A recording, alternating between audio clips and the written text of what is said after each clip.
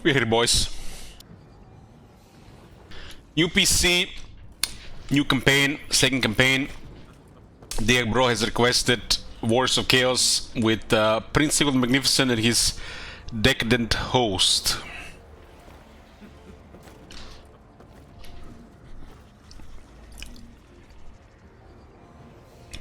I hope the route will not restart again in 4 hours, but it'll be a zombie schedule for a few days. I will show the current settings we're going to be using in the game, but we checked a bit and the performance is noticeable while the quality is increased at the same time. This is again 4,000 euros or dollars in these times worth of hardware, so gotta be noticeable, right? The old PC was 5 years old. The hardware was 5 years old. The PC a little bit over 4.5 years. So the second campaign, Decadent host. This one will be short on the gores, but I'm not sure exactly what we're gonna be doing.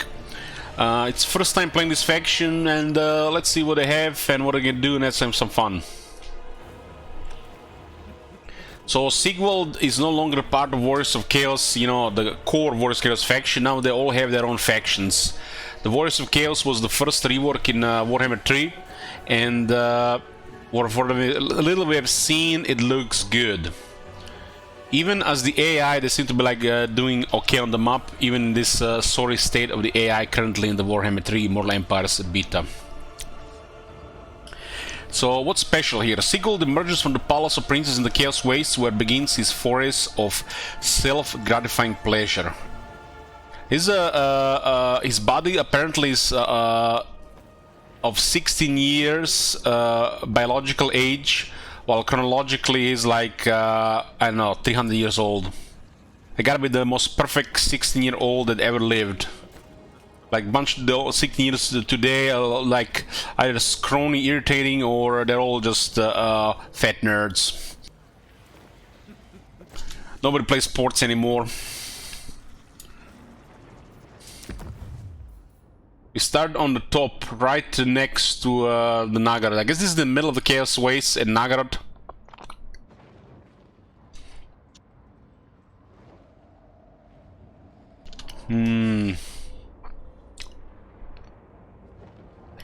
As the AI faction seem to be doing okay.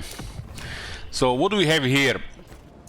Starting units, Marauders, Chaos Warriors, Spawn of Slaanesh. That's kind of strange that Sigvald starts with a Spawn of Slaanesh. But it's been fixed now. It does have a soporific mask. It was bugged for a couple of months. It has a Devastating Flanker, and don't get excited about Devastating Flanker, because every unit that has Devastating Flanker has a lower charge, because, you know, apparently, because Devastating Flanker is added to the unit, they automatically lower their charge. But what does Devastating Flanker says? Entities with this attribute double their charge bonus when attacking the rear or flank of an entity. So that's just, you know, a short word, fucked up. Fucked up, because lowering unit charge should grant it a special charge benefit, but not works all the time, and this being a special faction thing, they're just stupid. Stupid design. You have the Chaos Knight Lances, 80 charge. And then you get the Chaos Knights of Slaanesh, 60 charge. But if you're flanking, they get double. How often will a slow-moving tank unit be flanking? Honestly. Half the time, 1/3 of the time. They usually go direct. So their special ability nerfs their base stat and only works if. And some people are apparently okay with this, but screw them, what they know. I guess it's a finely tuned esports attribute. And moving on.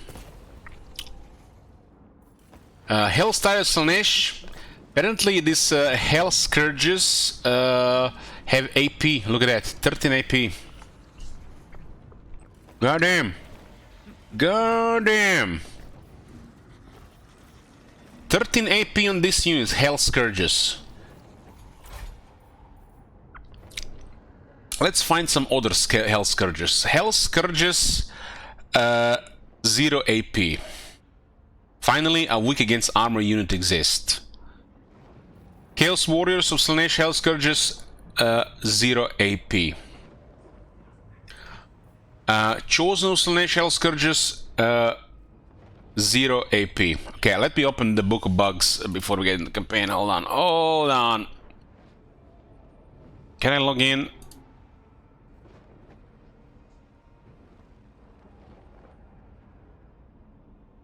It doesn't really want me to give me a login for some reason on the new computer. So basically, well, this is what I get. Perma locked. How do you get fix this?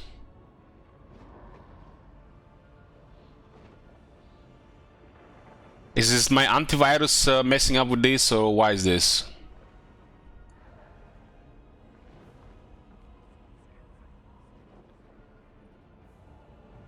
Just a moment, an eternity later.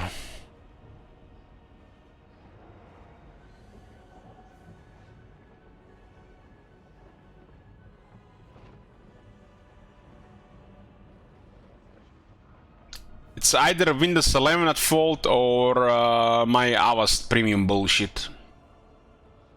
Or could be both.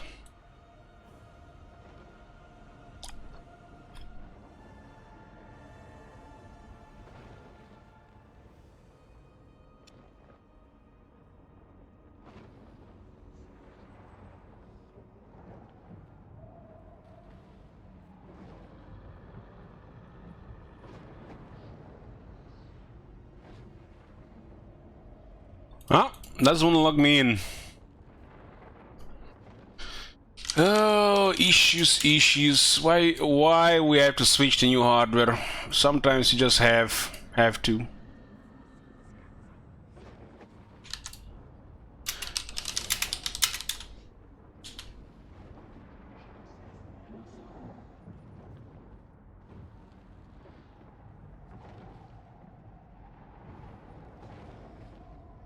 It's literally just a loop of checking the connection.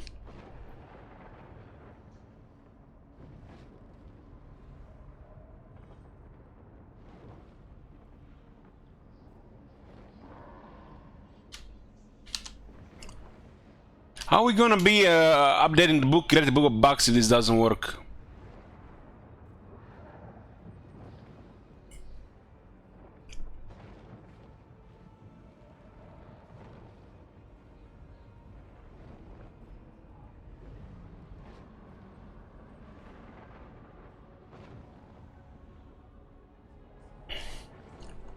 Something is causing the issue here.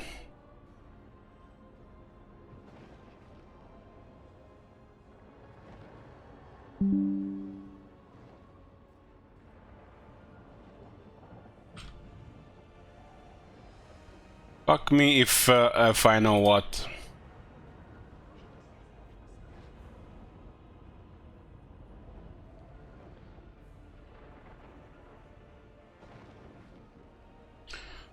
I guess we're gonna have to open a file outside that.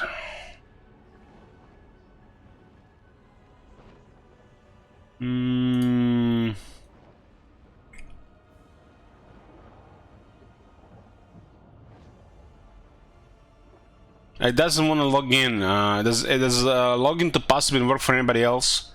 It hasn't been working for me for the last 24 hours. That site is picky with some stuff, the payment you log in. Those Americans might think Croatia is in Russia.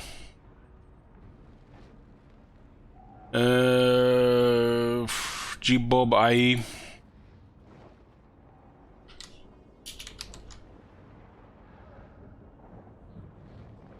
Okay.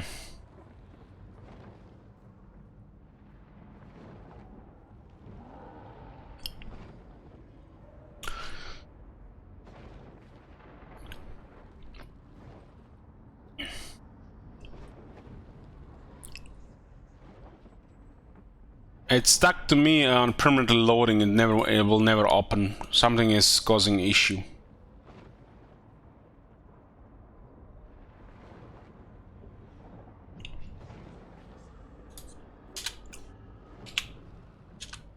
It's easier to do it here anyways.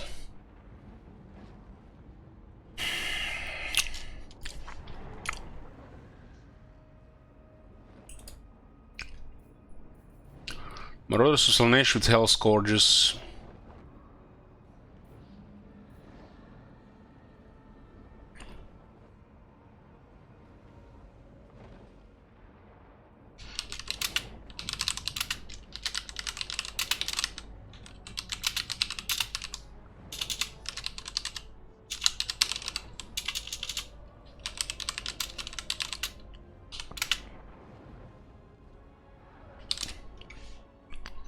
It's definitely going in the book.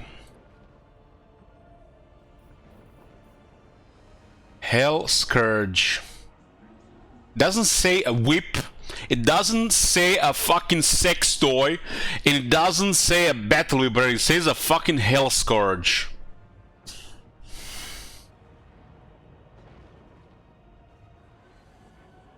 Zero AP, guys.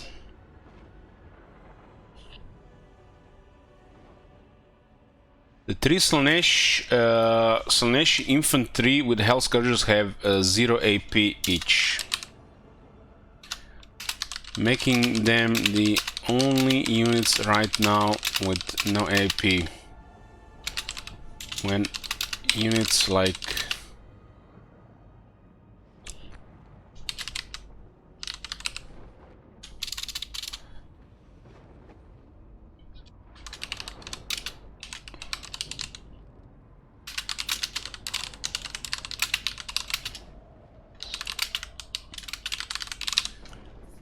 here.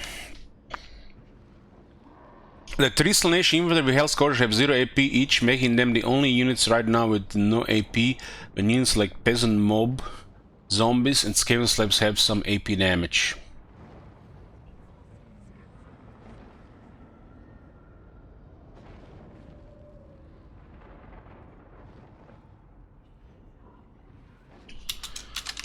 Meanwhile, Hell Scourge Cav has 13 AP damage.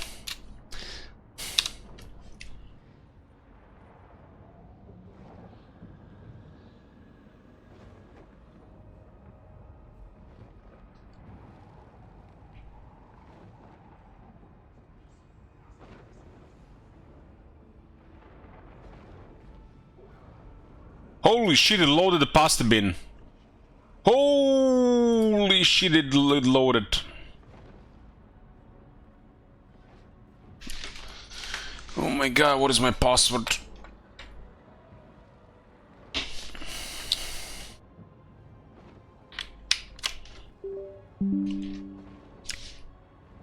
This is Windows 7. Ding!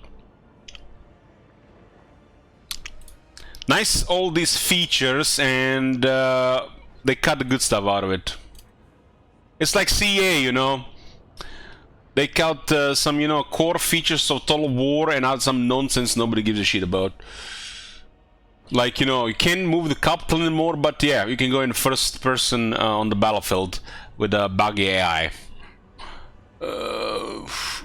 Must have been...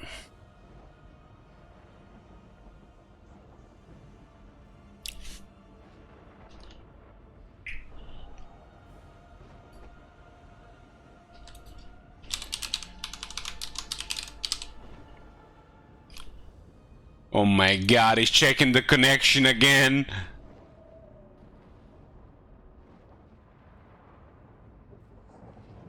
It literally just canceled my connection.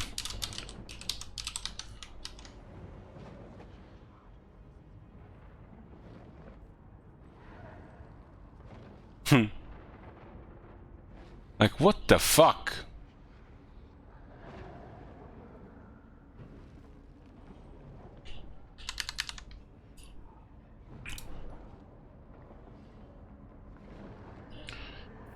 So, the Hell Scourge Cavalry, where is it? This is the Hellscorch Cavalry.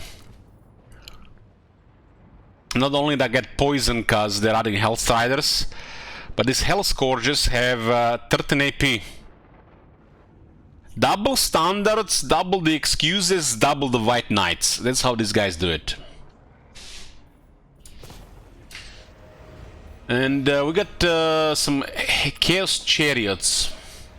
So what is the faction effect here? Souls cost minus 25% for all gifts of Slaanesh. Souls is a currency of the Warriors of Chaos. Vassals gain immune psychology and spread Slaanesh corruption. Can seduce unit, hands up. Applies and benefits from seductive influence and gifts of Slaanesh. Okay. Character experience gain plus 10%. Hard to say how this works. If it's every character in the faction or just characters in his army. Slaanesh corruption plus 4 local province and speed plus 20% for Morose Slaanesh, Chaos Warrior Slaanesh and Chosen Slaanesh units. So pretty basic, some okay stuff and some flavor.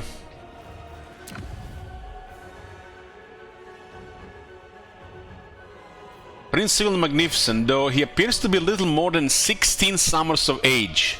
That's how a 16 years old look like. It looks like to me like early 30s. Sigvald the Magnificent has blighted the world for over 300 years. The personification of beauty on the outside but rot within. Sigvald rides at the head of an army of utterly devoted followers who would give their lives for him without a second thought. His elite bodyguard bear mirrored shields so that Sigvald might bask in his own divine glory. Dozens of exotic females attend to his every whim and desire. Hey, Rock. Such are the depths of Sigvald's self-obsession that he will even call his retainers to attend him with their mirrors in the midst of battle, preening and murmuring compliments to himself as men plunge into battle and die all around him. No, Sigvald kind of reminds me of one of those road warlords from post-apocalyptic world, like the Mad Max universe, where like the leader is like perfectly sculpted or some kind of veteran of you know, decades, and have fanatics all around him.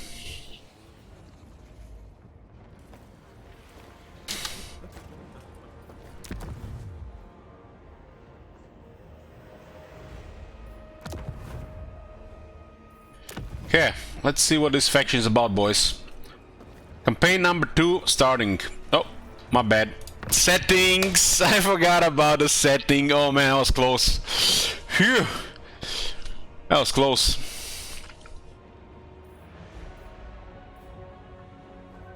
Well, I don't expect this campaign we're gonna play Ultimate Crisis, but there's no reason not to enable it, right?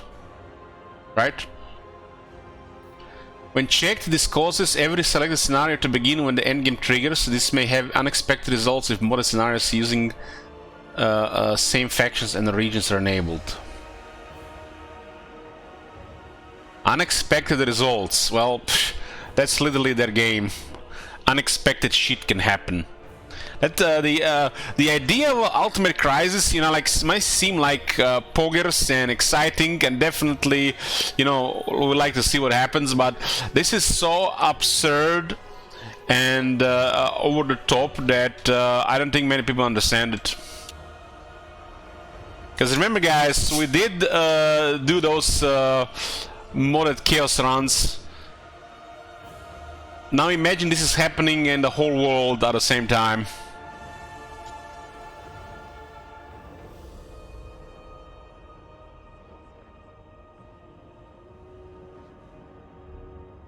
And we might as well turn it on to test it, right? I think this campaign will be short or long. Might be between the short and long. I don't have big goals for this campaign. This is just one request token from Dirk Bro. He didn't really request anything special with it. So we're doing at least short campaign victory. So this is shit. This is for the plebs. Is shit. That's how we do it. I like early warning timer. I like the fact that you're gonna get a message. So I feel like, you know, it's coming. In a few turns, it's coming. Something is coming. And it gives like this, you know, not like you can plan much for, because you're already knee deep in enemies or expanding or doing some stuff. But I like the idea that it's announced. So I think 10 turns is nonsense. 25 turns timer, what the fuck? I think 5 turns seems fine.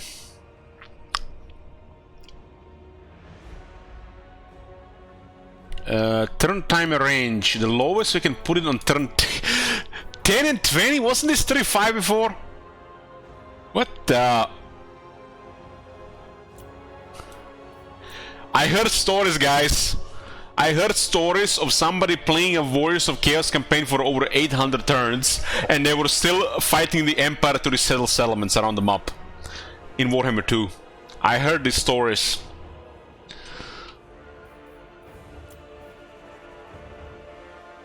Can you imagine seeing at the bottom right corner and it says turn 860? You literally conquer 10 worlds in 160 turns.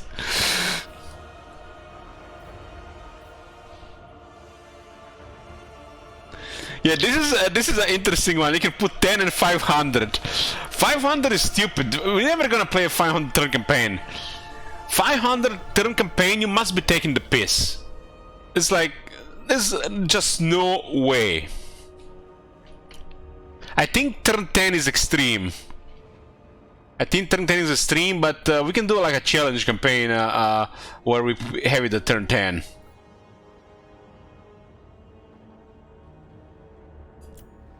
So the lowest turn that can happen is turn 40 with this.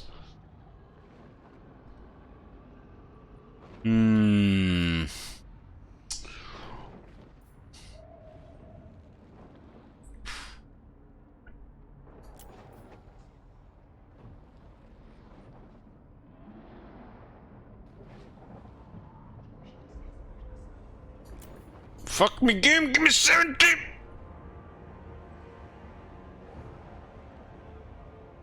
God damn it! It's like, why can't we just input the fucking number here? What's the name? God damn. Fuck it. Fuck it! I'm gonna leave it at 69. Fuck this shit! Okay, we're going to turn it on to see what happens, and we're going to keep it between turn 40 and 69. This can go badly, but what the hell? We'll leave it on an absurd setting. The goal of this campaign is probably not gonna be ultimate campaign victory, but we might go for long.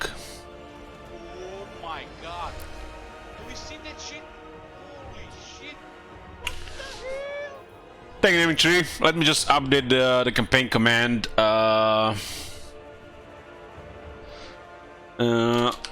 So the numbers will mean difficulty, timer, and then min-max.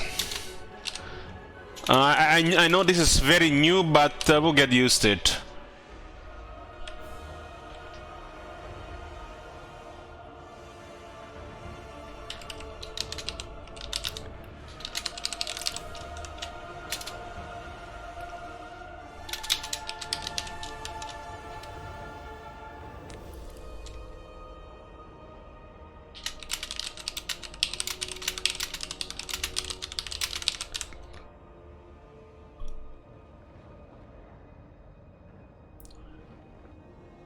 Okay, so this is updated campaign.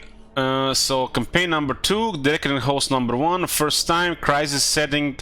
So crisis difficulty is at endgame difficulty is 200. 5 turn warning. And minimum turn can happen 40. Max turn it can happen 69. And the goal is at least short, if not long, long victory.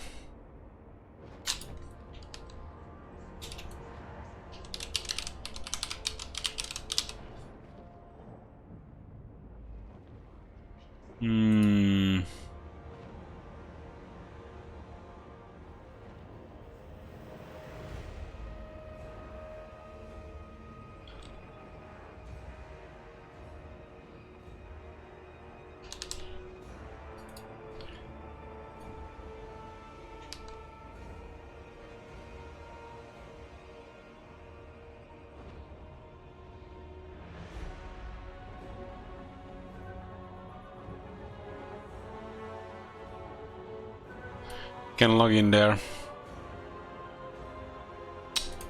Can't log in. Another... I don't know what is going on.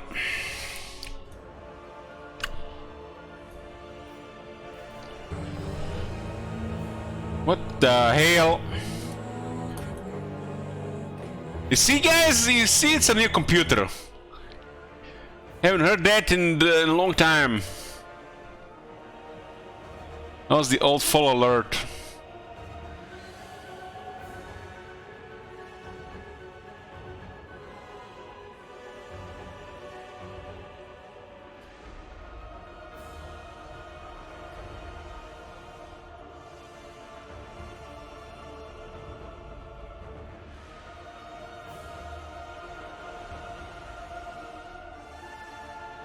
Shield wall.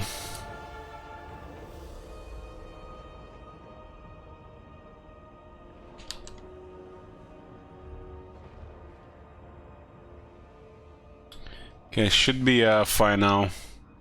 And Illich wasn't famous. Yeah.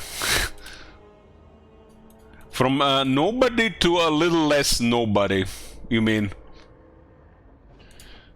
Okay, so this is gonna be it. We have it enabled, max difficulty 5 warning timer, so 205, and turn timer range is 40 to 69. But we should probably still for now put these things in the message, because people will ask what these numbers mean. It's too early, right, in the Warhammer 3.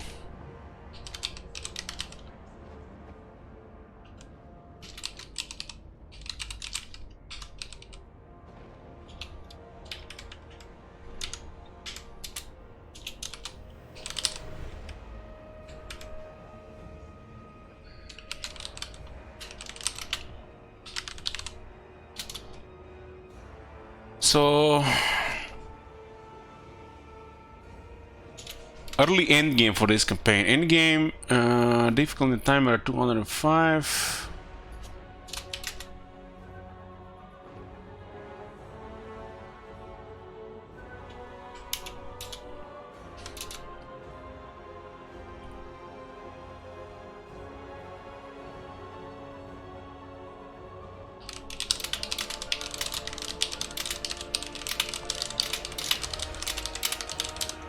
Yeah. Update command.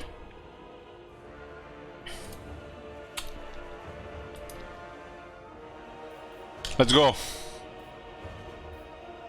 We're doing it. So we can get a crisis on turn 35 or latest turn 69.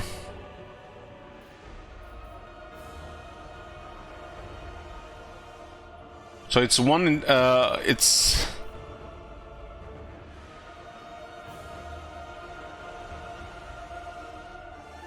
$40 or for 69, right? So it's a 1 in 29 chance. We can get a warning on turn 35, what I meant.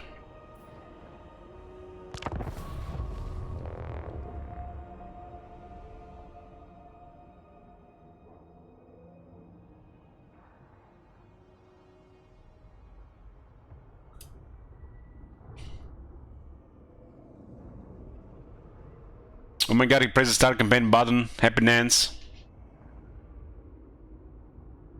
Rekona's like... What the hell? It's getting worse and worse. What the... It's already loaded? What the hell? About the Realm of Chaos. already loaded. I was like, should I about check my email, and it's already loaded.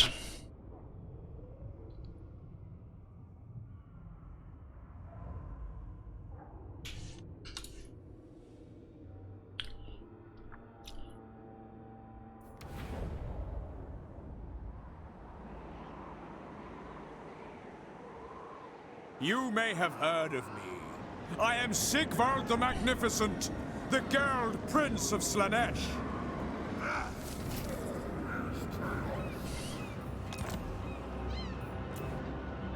The Dark Prince wishes. Man, what, like, look at this.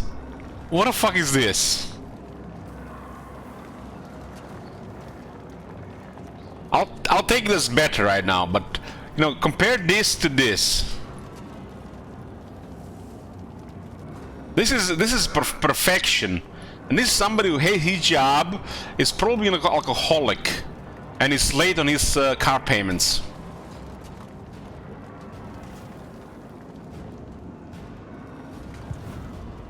Witness my beauty. This is armor is all nice and shiny. Yeah, his armor is like so over the top, so over the top. So, we have 5220 health, very nice health. He has 110 armor and 55 shield. 100 leadership, has pretty much the highest leadership of all lords that's not unbreakable. 40 speed, 70 attack, 60 defense, 520 weapon strength, 45 charge bonus. These are kind of impressive stats. Kind of impressive stats, and you're gonna play him in a like a different way, special way, something like you know what would come close to this, like Vlad, for example. Except you don't get access to magics. Everybody's a siege attacker now. Prediction: the first turn. How long for turn 1? Started on 36 minutes.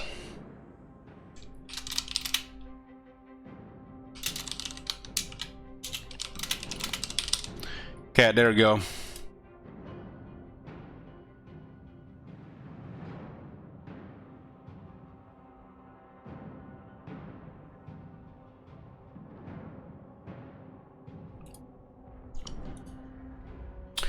So we got Siege Attacker, Resilience, it says a bunch of stuff. Mist of Everest for some reason.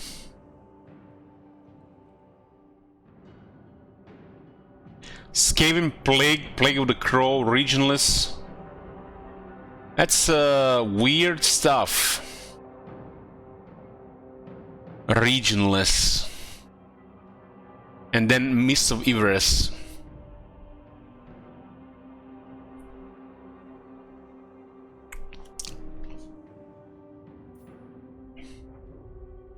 I have not even seen the Skaven Plague right now.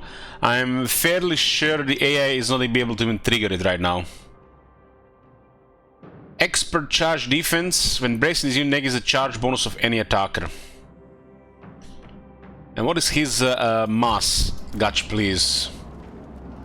1200 mass as infantryman.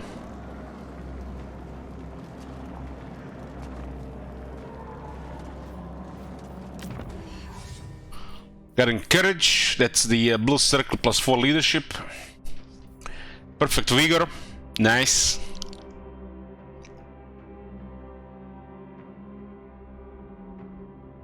Hide, Strider. Immune Psychology.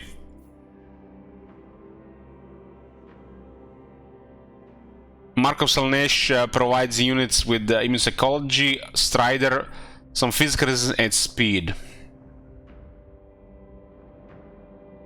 Wonder how much speed it is, because we don't see it here.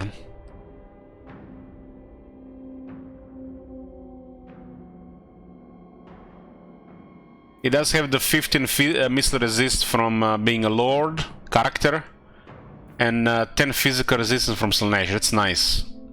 10 physical resist on his attributes is very nice. 340 base weapon damage and 180 armor piercing weapon damage. It's good for, you know, single entity fighting, but if it has to, like, splash on armored units. The best thing about the Warriors of Chaos has always been the quality of their lords. Now that they actually become factions, I think as a faction it'll be a little bit more impressive than actual lords, but I think the lords will still be impressive.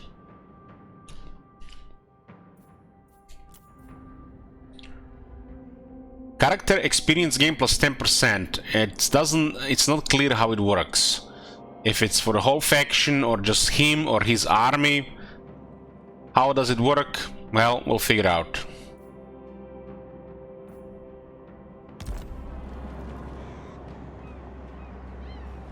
It looks like red is the default one for Sigvald.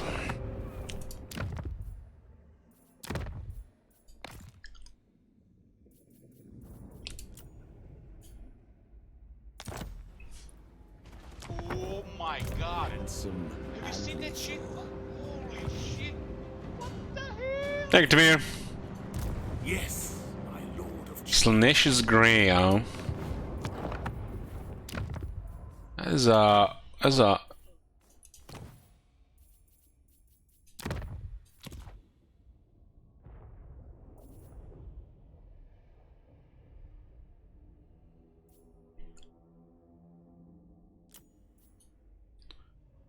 oh yes, Who are these grotesque? that's the one. That's the one. That's what I was hoping for. We would get with this faction. That's the one. Okay. Silver Slash is still here.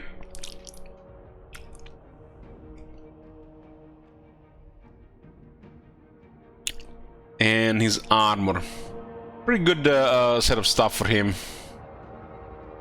Nothing special in the set bonus, unfortunately.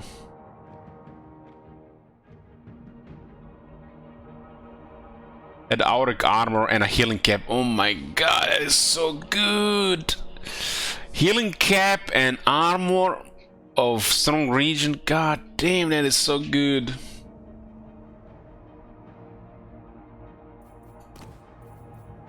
Starts with the Paradise of Pleasure, which lowers the cone authority in the army but increases the Slaaneash's authority. It's -2 + 2.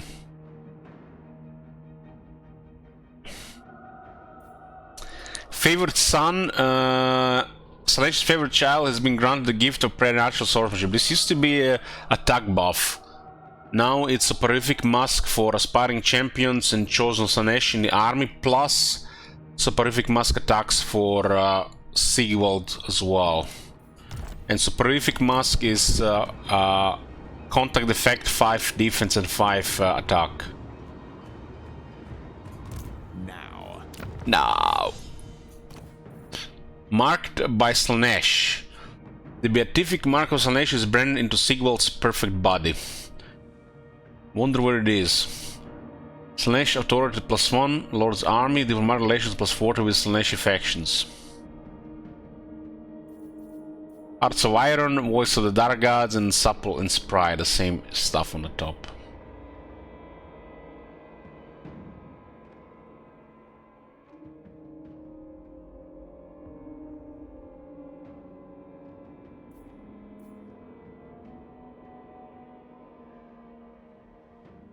This one got fixed compared to what it used to be. It used to be like a penalty.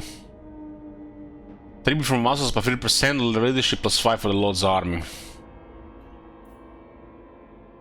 This one is cool. Self-obsessed. I know, I truly am a perfect specimen. Hold the mirror a bit higher. Higher, yeah, that's right.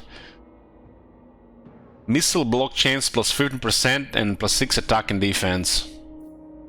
And his shield value goes to 70%.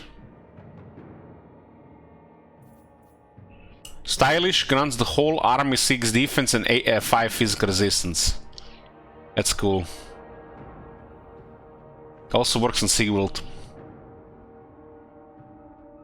This is the type of stuff I like to see on chaos armies. Well, they things get over the top on their high on their, you know, big characters.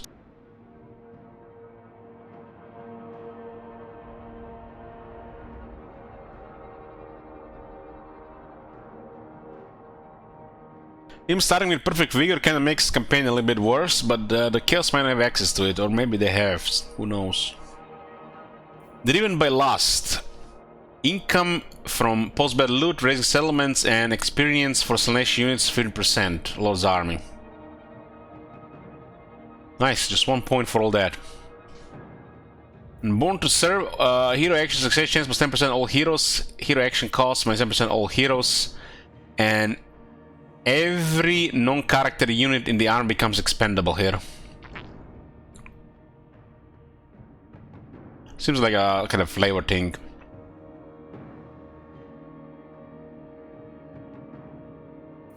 And the last one is unworthy. Another +2 slash authority. He gets demonic, which grants him additional 20 physical resist. And gets a fiendish mask. When he's in melee, lowers attack by 8 and speed by 15%. It's a hex ability. How the fuck are they gonna hit Sigvald?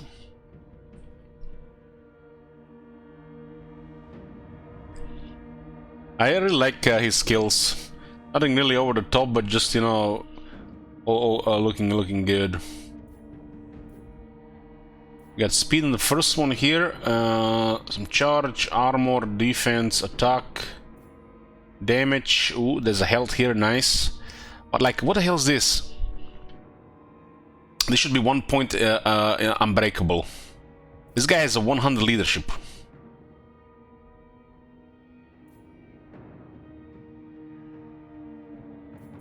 Another blade shield and then the onslaught.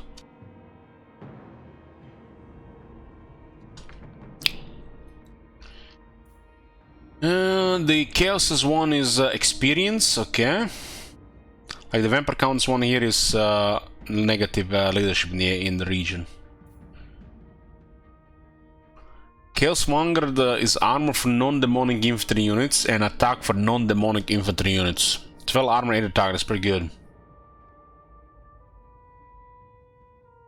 All non-demonic infantry units.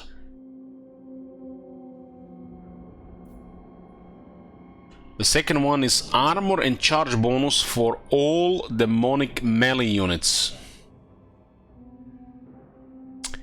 And now you're hoping that they haven't forgotten anybody, right?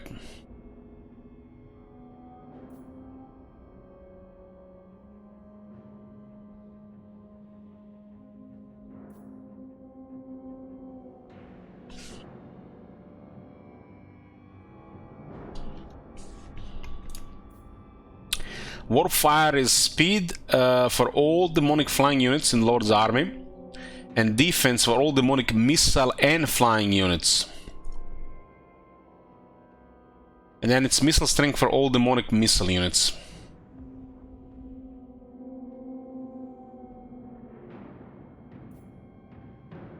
Hammer into Anvil, 8 defense and 12 charge for all non-demonic cavalry and chariot units. At least they get full value here. Monster strength is to be like 12 weapon strength.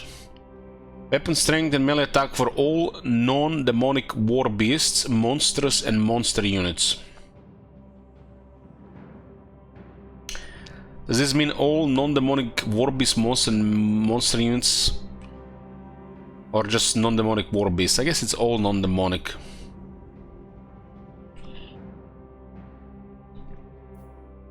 There's a Doomfire ammunition and missile strength for all non-demonic missile cavalry and artillery units. Hell Cannon is not a demon. Stuff like this should work on allied units and ogres, right?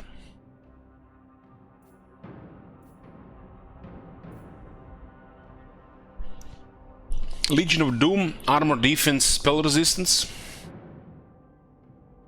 All infantry, rank 7 above. Speed and malice, speed, attack and resistance, missile resistance for cavalry, chariots and flying units. Freakish mutation, 8 leadership, 5 attack, 5% ward save. For all war beast, monstrous and monster units. I don't mention non-demonic in this one.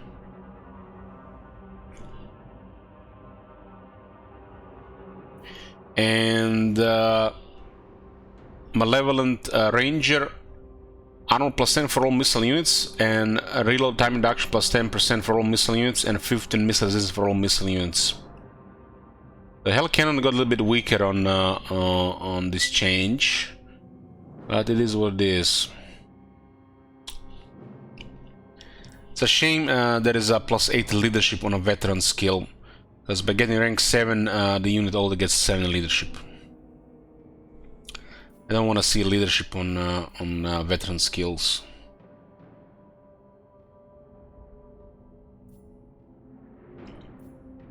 Raiding and sacking settlements.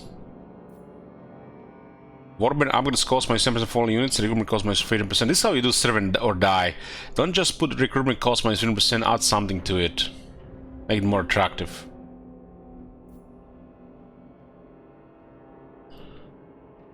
Manticores can kill Orc Boys unit, by the way. Could they in Warhammer 2? What is wrong with you? Do you realize how fucked up this sounds? It's like you're like being surprised, or you know, asking, like, and Manticore and the Orc Boys, they just fucked up, man. Don't even write shit like that. How many players are playing right now? Well, it's 3 in the morning.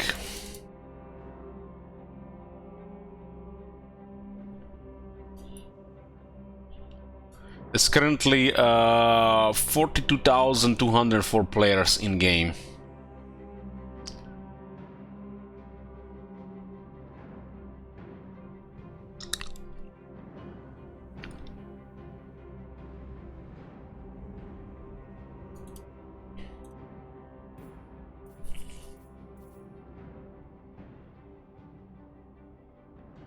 Devoted of Chaos. Souls gained from battles plus 20%. Increased experience gained plus 10% for units when fighting against forces of order. Huh. Well, that seems okay if it works. Ruination. Attrition suffered by defender plus 20% when laying siege or encircling. Local region. Control minus 8. Local enemy province.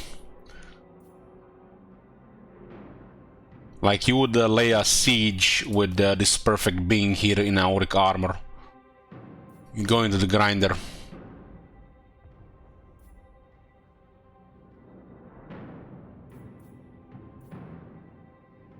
Attrition minus 10% characters suffer from all attrition and 6% replenishment. Nice, it's actually look at this. Both attrition and replenishment, the same thing.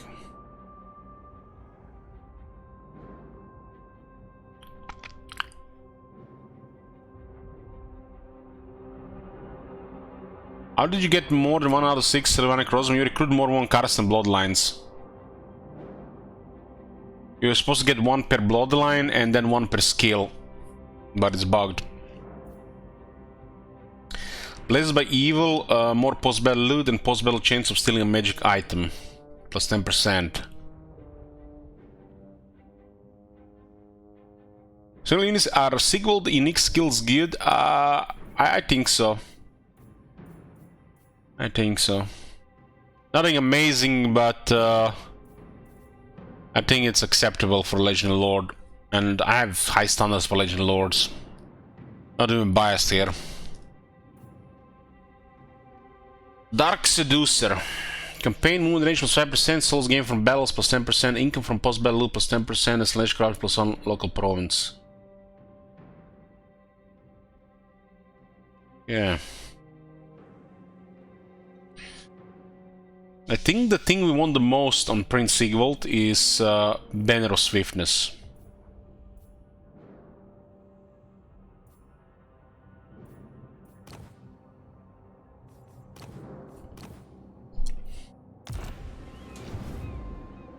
We don't have a reach now. So might be the reason why they're immune to regionless, because they don't start with anything. What is the objective here even? Win the sliver slash quest, the sliver slash. Avert your eyes. Sliver slash.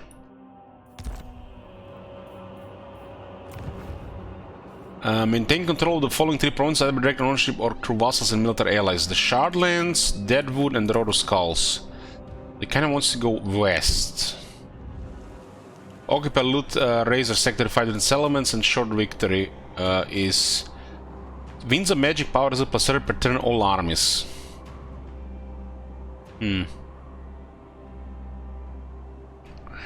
Got item drop scripts installed only on the new PC. Yeah, that's the first thing I install, Cho. The first thing.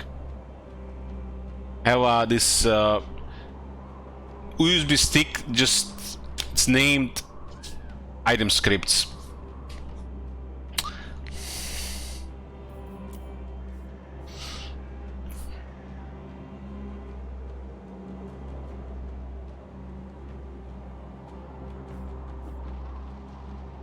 So specified settlements, huh? You don't have to play a sedentary faction here with this. Not very exciting stuff here. Gorsk had better stuff.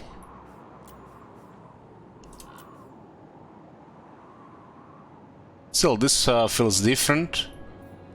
And I guess if you play a very long campaign, this could be useful.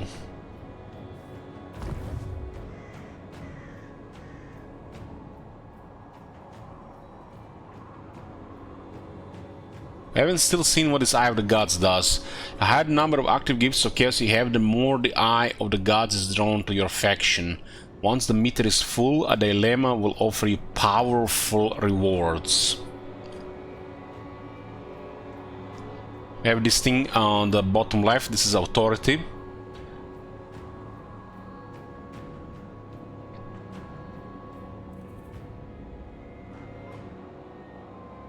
So we do want to increase Slaneshi authority here. It's quite beneficial, even at 3 already.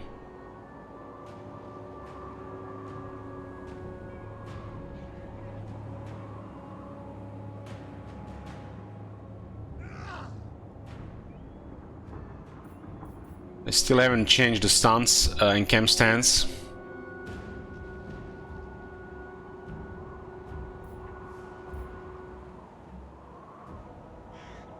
I don't know why is this acceptable. Why are they missing the other stuff? Maybe they just forgot. How they have ambush for the first time. I feel like there could be a unique stance for the Warriors of Chaos.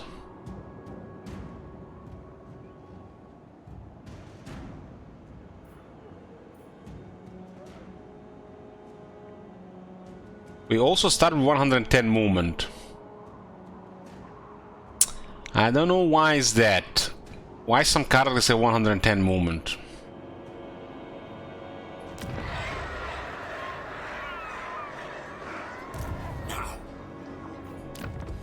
Who's this? Chaos Sorcerers of the Shadows. Diabolic Splendor. Leadership aura size plus 40%.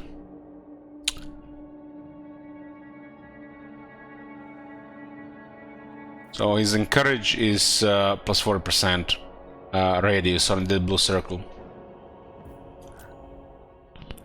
Is any mods in chat? Can somebody time out Scorn? He's being mean to me. Thank you.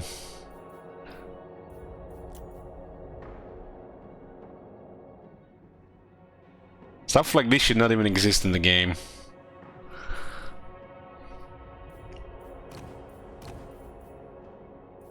It's interesting they have the Chaos Warshrine now. Look at that health, 11,000, like what the hell?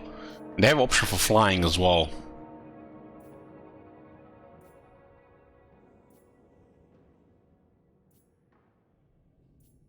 I find it funny how Chaos Source has 3,520 health. Why this generic stats for everybody? It's not like this game is esports. Oh wait, yeah, that must be it. A balance around multiplayer. Like how similar these health values are among these characters. Because Chaos Sorcerer will have a similar amount of health pool like a Damsel from Bretonia.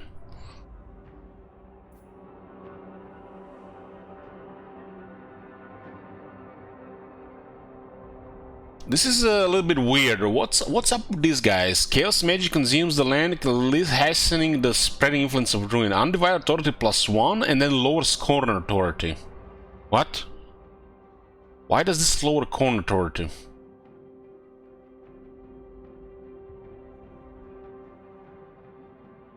Ah, because this guy's a wizard? Okay, okay. Mage's influence.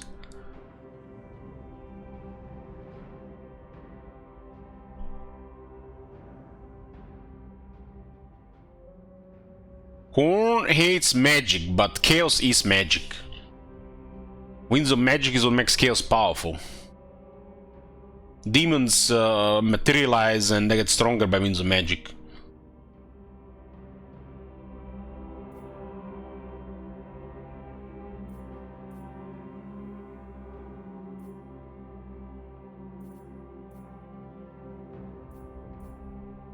Well, it was a good try here. Good try, CA. Try harder.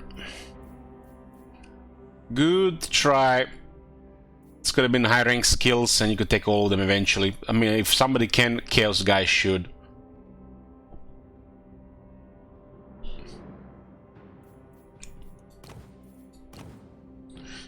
Boons of magic. I feel like this get randomly rolled. Boons of Chaos can be unlocked by completing various challenges. Once a challenge is completed, a boon becomes active immediately. End your turn in a friendly region with less than 50 control. Seems like a minor thing. If it was like plus, like a little bit higher, would it might make some difference. Oppressive Force. A wound action, additional 50% chance of wounding target. Block army action, movement range is more of an additional 10%. That's good. That's good. We need more stuff like this for the campaign heroes. And unswayed by change, win battle against Zinch. Possibility fires of change. And barrier plus 200. God damn! This is a wow.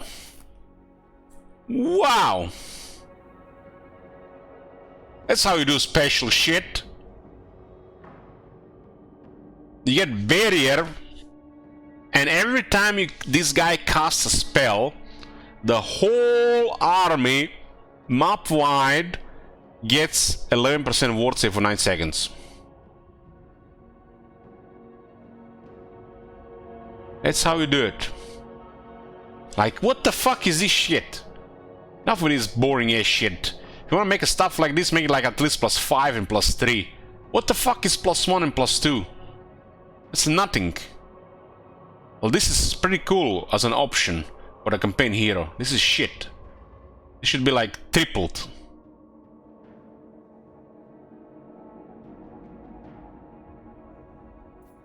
Why they put so much value to this campaign effects?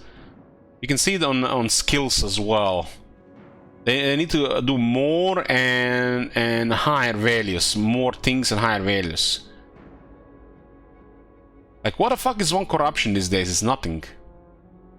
Of course it will add up with other shit, it will add up, sure. But this is like very small amount.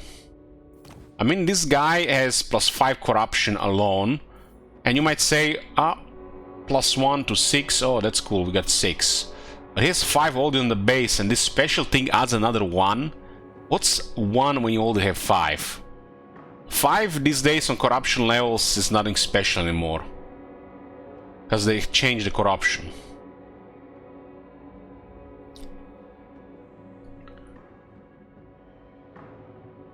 Grant this character a Mark of Chaos to ascend them into a new form. Transformed characters will be half the rank of their previous form, and all skills will be reset to be chosen again. Transform character now. Is this bet you can do, CA? Is this all you got? What are the unique traits? Any active boons of chaos are lost upon transformation. The cost will decrease the higher the character's level.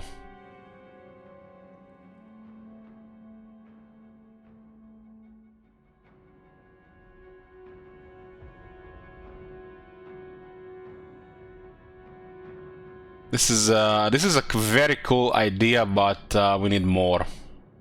If somebody should get more and over the top stuff, it should be chaos.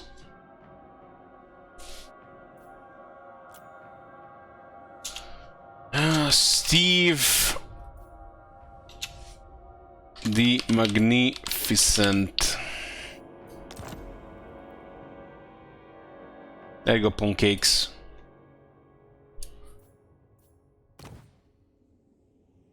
Is this guy always rolls a lot of shadows? This is just an undivided guy, right?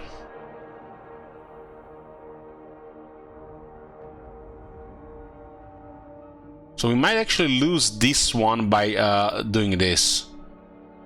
Damn, that makes no sense.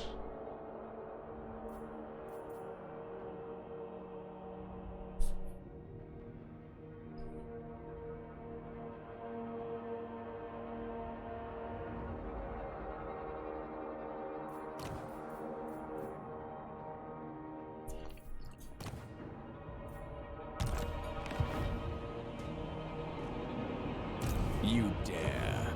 I dare. Oh, we got a technology tree here. We start with the Sensius Branding Iron. I like when a faction starts with some technologies.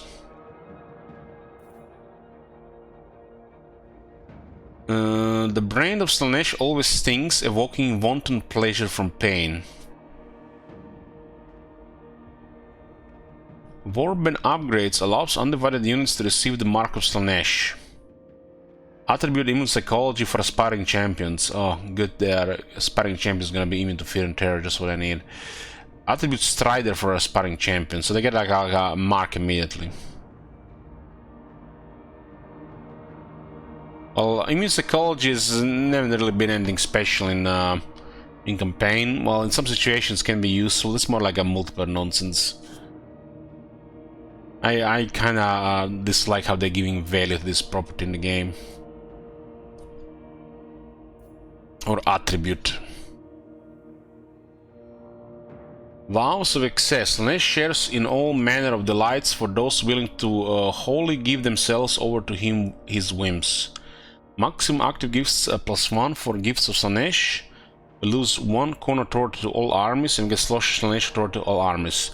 So considering that we get this extra Slanesh authority, but we are being a Warriors of Chaos faction, we should be favoring Slanesh's units because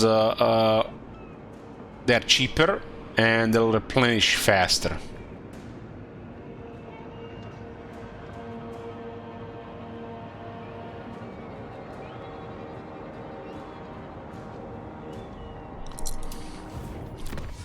And this leads into Blessings of Slanesh immediately. So that's quite cool that you get a guy from Warriors of Chaos that immediately can unlock these things.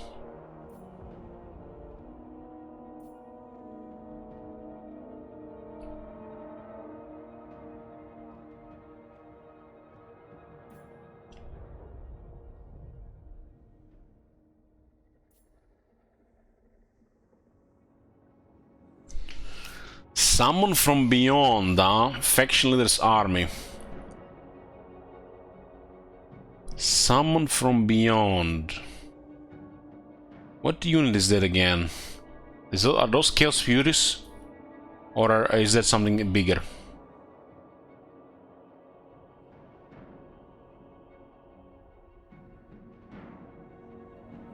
Maybe Demonettes? I think someone from beyond for Nurgle was Plague Bearers.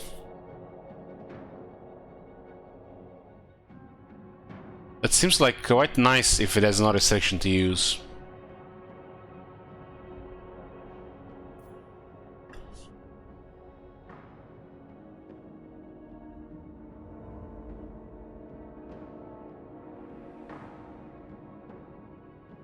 Soul Hunters for the Chaos Knights. Ooh. All armies, more authority. Ooh. So we don't really want to lower Slaaneshia's authority in this game.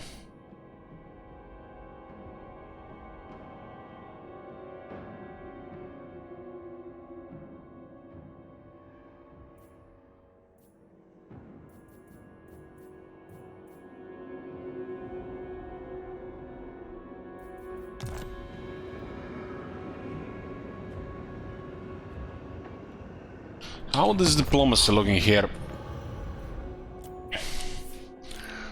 We're at war with Akhol and Deadwood Sentinels. There's the seductive influence again. Faction seductive influence increases when contact is made with Slaaneshi faction via diplomacy or battle, or via cults. We have cults with this faction? I don't think we have cults with this faction. Maybe we have. That would be too good, honestly. That would make Nakari worse.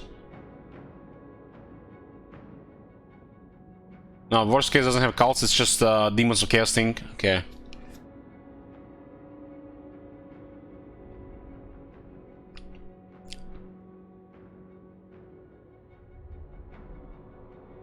Well, this didn't work anything special in Warhammer 3 Realm of Chaos. Not really. Those that were susceptible were all friendly enough, easy to convert, and those that we really wanted to convert were not really the ideal targets and felt nearly impossible to convert.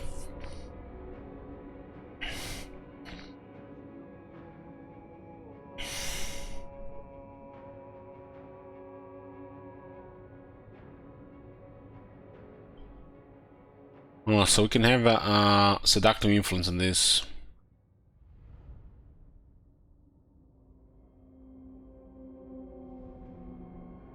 Who is this guy at war with? The Cage Breakers.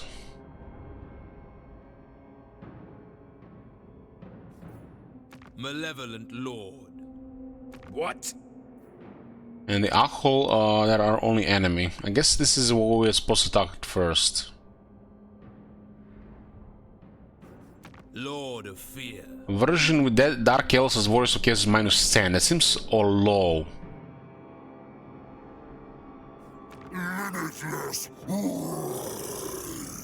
Looks like I got rid of Corson. No aversion with the Corn faction. Oh. Artisan of pain. So no aversion with Demons of Chaos.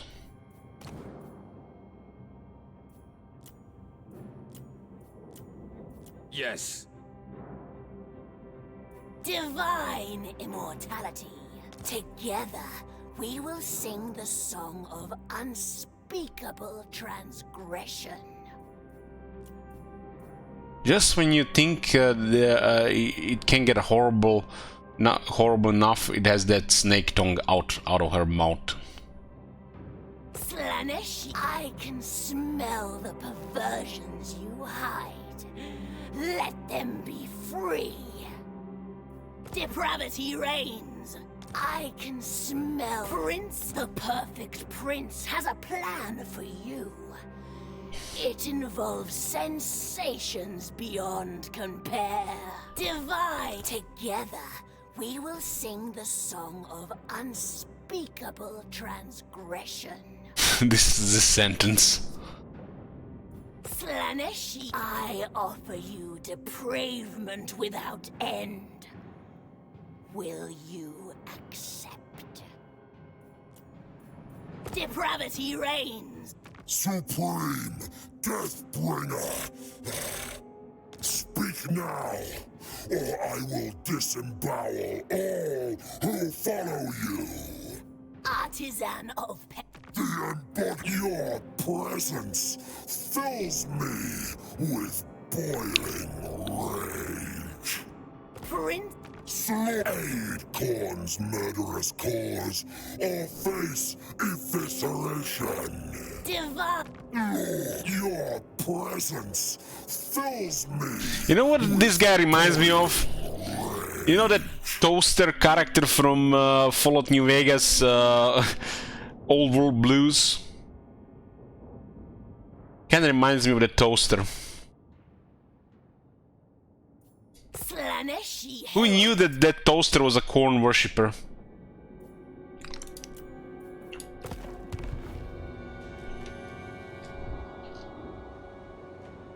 What? Short-sighted. So we fight these guys, and I don't know where the other guys are.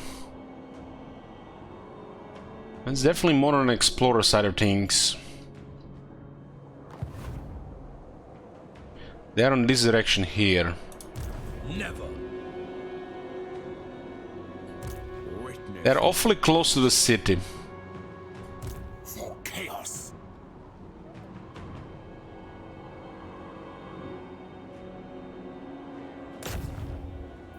Ooh, we got scouting here.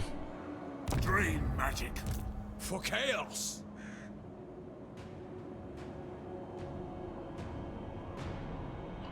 Okay, we got me a Warband recruitment now here. Basically, everybody gets raised there these days. Hopefully, Shield Wizard is not here.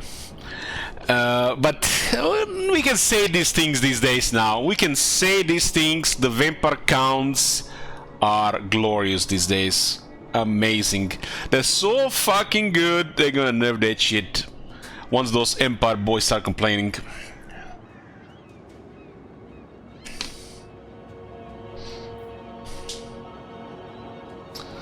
Okay, so we got Warband recruitment. Instantly recruit mortal and monstrous units from the local province. Units will become available based on corruption, climate, and the presence of buildings. And this is Warband upgrades. Upgrade experienced units into new and more powerful forms, or devote them to a specific chaos god. For example, we can go for Slanesh here, and then we can pick one of the Marauders. We can upgrade them to a Marauders Slanesh. And Marauders is a very poor, outdated Warhammer 1 unit. And that's what it is. The fact now, it's still the same very poor, outdated Warhammer 1 unit, but it has a progression system. What better way to make Marauders useful than to do such a system? So the reason we can do this immediately for Slanesh is it's because of Sensuous Branding Iron, which would otherwise take some time to get here. But this faction gets this technology as a strength. And you know, sometimes when you go to a faction like here says Scion of Slanesh, and what does it say this? I think one of the faction strengths should say that they start with 2 technologies. Meanwhile, in the back in the day, they used to say, oh, Grimgor gets this ability, Tro gets Siege Attacker, but factions that get 3 technologies, that's it seems like unique and really a faction strength at the start of the campaign. Rather than just, you know, telling that this guy has, you know, Mark of Slanesh on the faction effects or the Lord effects. So it doesn't say that you get these technologies, but I think that should be said on the faction effects. So we can see the authority here. Khorne authority is a -4, so we do want to stay away from Khorne, especially with Sigvald. We have 1 undivided authority because of the wizard, the chaos sorcerer, and we got 3 Slanesh authority because the skill, the trait Sigvald starts with, and a skill he has immediately 1 point into. This is Chaos Undivided.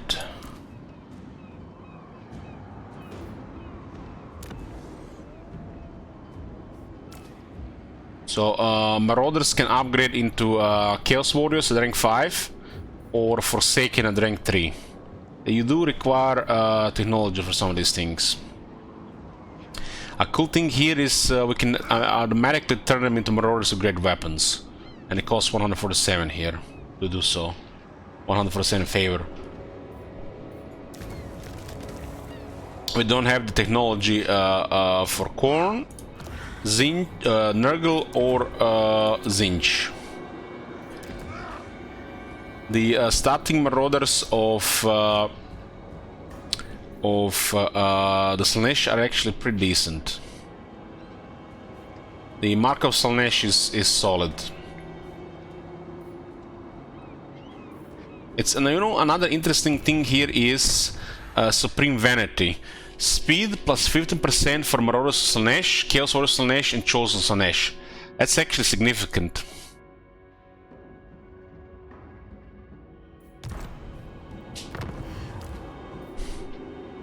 So these guys have 28 speed, and I can upgrade the Chaos Warriors to Chaos Warriors Slaanesh. They go plus 10 speed, they get Strider and 10 physical resistance. Wow. Wow.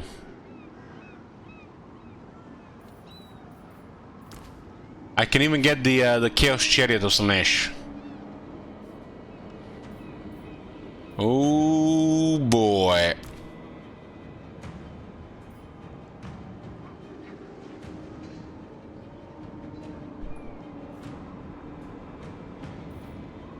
It's faster with better flanking potential. This chariot has 110 armor and go directly.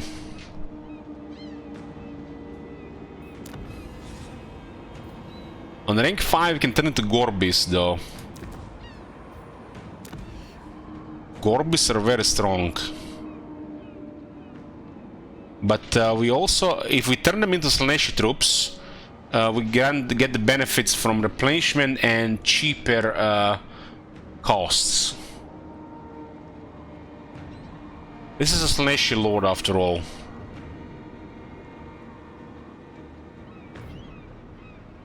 The chariot can actually progress pretty fast, and the fact you can turn it so fast like Gorbis is pretty cool.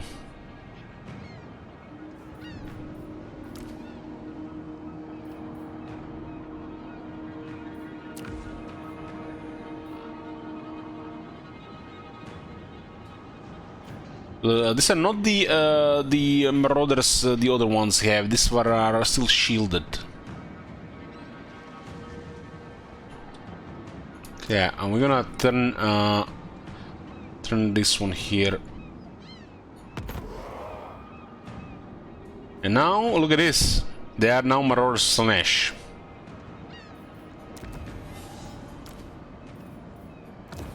They can't go back. Once you go Slaanesh, you don't go back.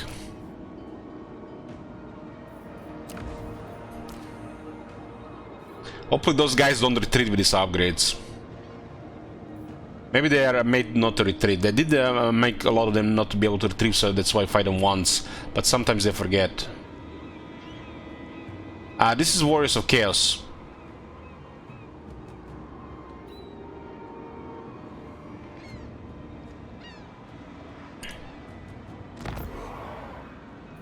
On rank 5 they can turn into Chaos Warriors of Slaanesh or Forsaken of Slaanesh in 3.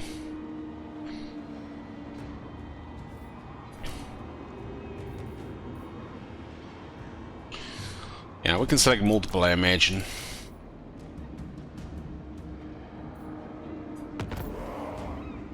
Oh man, that looks so good.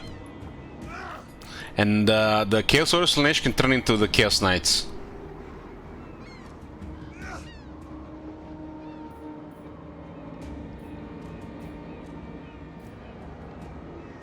I'm gonna leave this chair as an option. Well, now, bad thing here is they might retreat. But they usually, how they make the first battle, they make the army unable to retreat. So you finish them off on a one attack.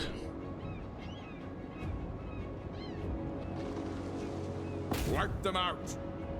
Okay. God damn, look at this starting army, man. We can seduce as well. Oh, man. Life is good. We got pink interface, we're playing Sigvald. We got some beautiful Chaos Warriors on turn 1, and we can all seduce. God damn.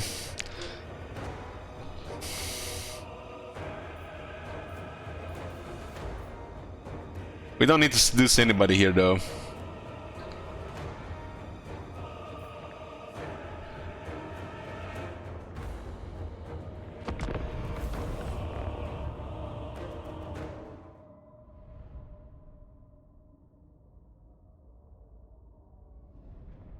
Yeah, depending on your army size, you can seduce more, but you might not have the funds for it. There's a seduction budget, a capacity, and then there is... Holy shit, you see that loading time? What the... I was about to get a sip out of my drink, I was like... What the hell?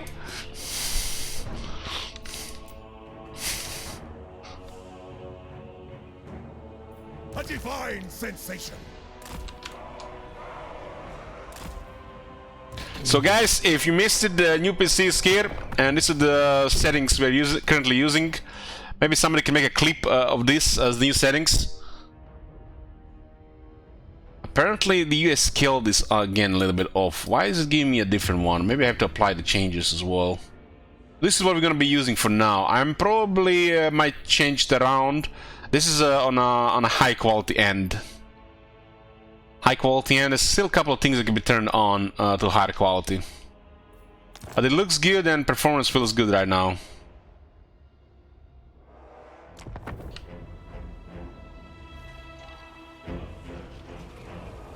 Wow. No more those bald guys with no helmets. I mean, there's nothing wrong with a bald head, but no helmet? What the hell?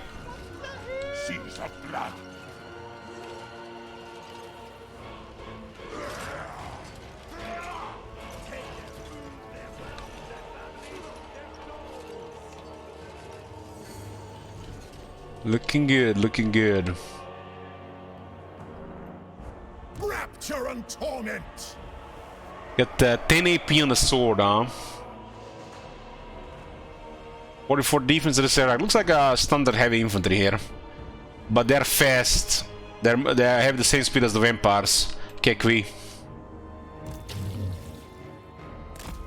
Tremble, mortals! Suffering unbound! Goddamn, look at those pink brushes on top of their heads.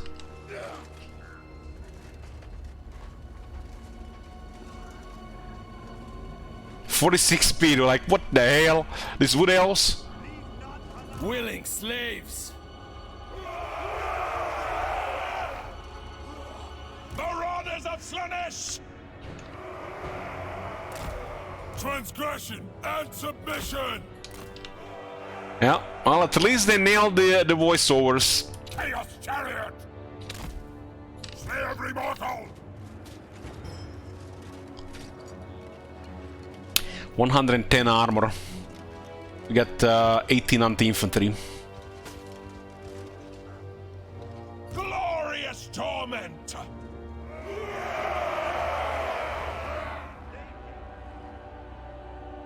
Warriors of Slanesh! Slanesh expects suffering!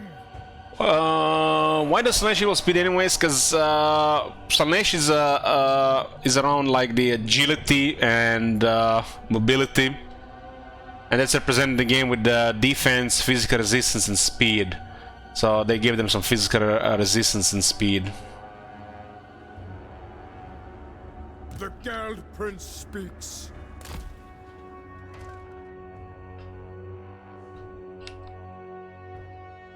Well, it does look better than on the character screen. See the reflection, the shield?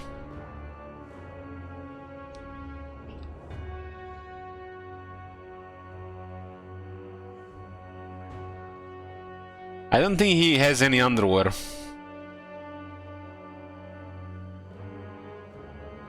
You can now take a piece before battle starts. Chaos is magic.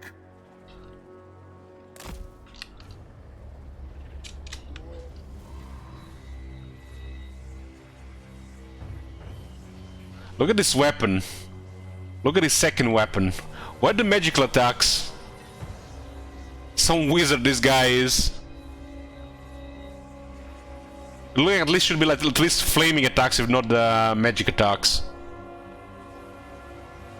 Like it used to be for the longest time we had Archlector and Warrior Priests with those artifacts, powerful weapons, magical weaponry, no magical attacks.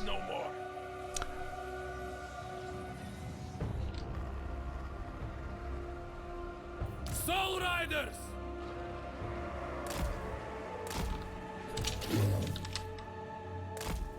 So Spawn Slash is usually like a frontline unit, so it doesn't really get much benefit from devastating flank, I'm afraid. We can always send them around into the range. What's special about these Hell Scourgers? Well, for starters, they're not bugged. They get damage. And they got this thing called Soul Hunters. Effect intensity increases with each kill made by the unit. They get more charge, leadership, and ward save. Not a particularly quality unit, but it's very fast, and they get poison too.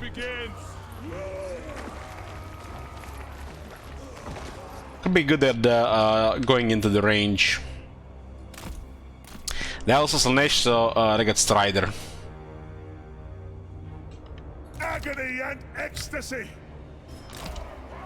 Dark Prince's Marauders! Jared's a 78, huh? Very well, fool. Yes? That's what the Masters bid. So be it. That is some really fast Chaos Warriors. That is so odd to see. Look at that shit. It's almost like fleeing AI.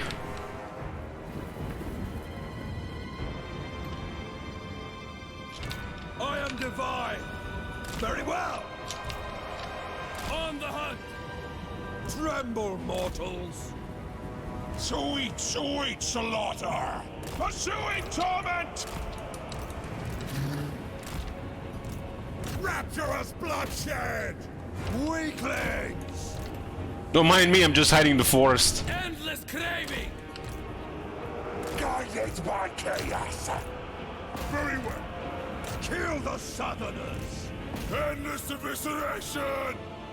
Warriors of Slaanesh. Chaos Terrier.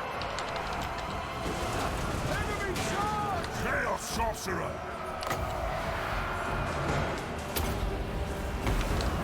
Balefire. Hell Scout.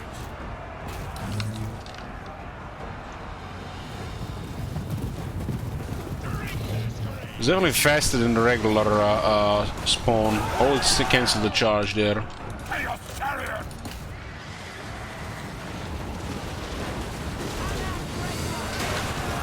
Wow, that was damage. Remember, we played Slanesh when the shield was bugged. Hold on, man. Holy shit, that was damage. Blast. Carnage. They were just standing, keeping their backs to it. Claw their flesh. Chaos Hunt. Fear our speed. Finding fresh souls. We will hunt. Man, this unit on this what do they call the steeds of Slanesh? This is such a good cavalry unit. All will be hell. Give us ruin. Six's boom. Seeks the blood. For the Chaos Gods.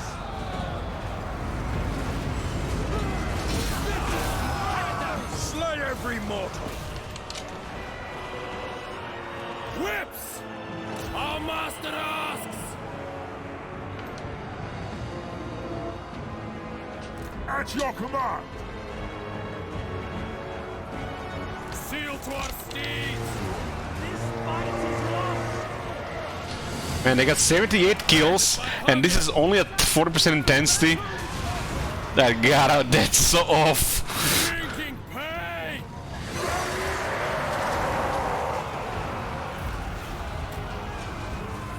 This should be pretty much 1% per 1 kill.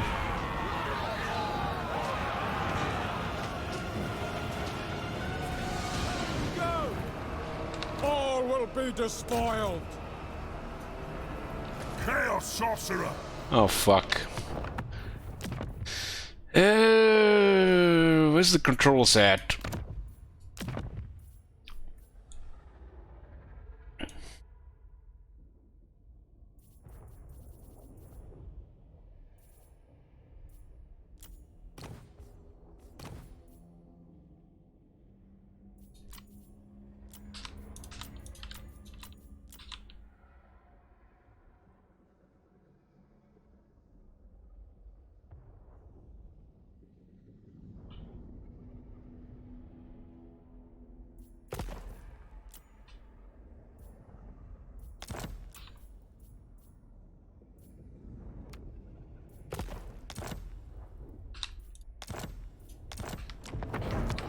Chaos comes!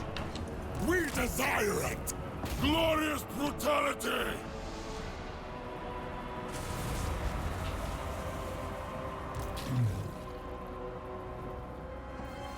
Hell's Gouges! Intensity at 60%, 126 kills. Holy shit, that's off. To the next victory!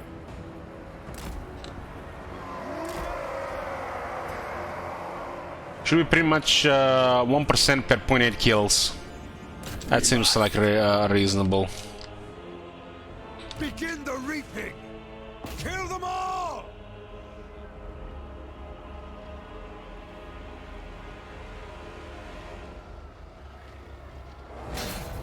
For the Chaos Gods!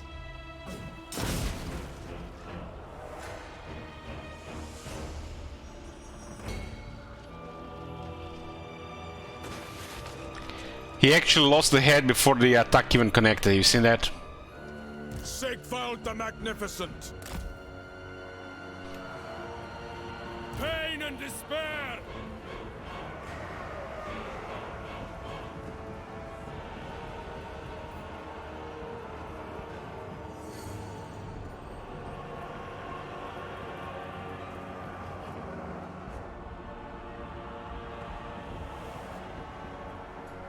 My Dark Prince calls!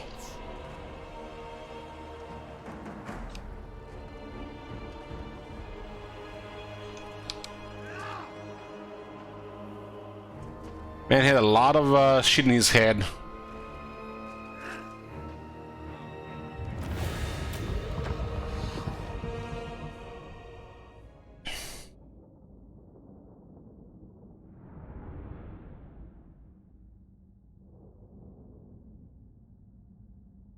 Those boys at the sides are good.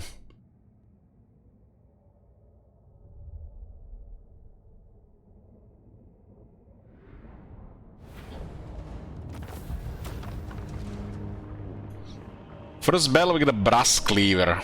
It's actually very good for a melee faction. Can go too crazy, get like a Armor of Destiny in the first battle, or Talisman Preservation. Yeah, you know, it starts slow.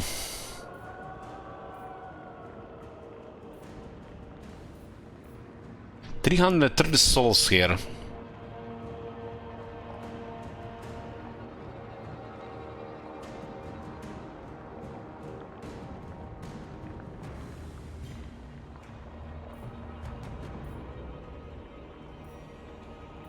It's 330 captures, 330 souls. Is this how it works, 1-to-1?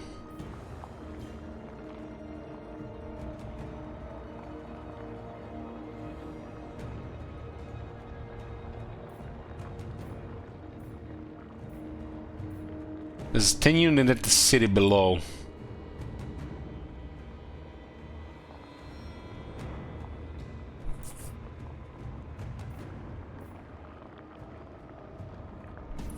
So it's from the mortals. 3,148. What the? What the? Look at the battle loot. That's the highest modifier I've ever seen so far in Warhammer 3.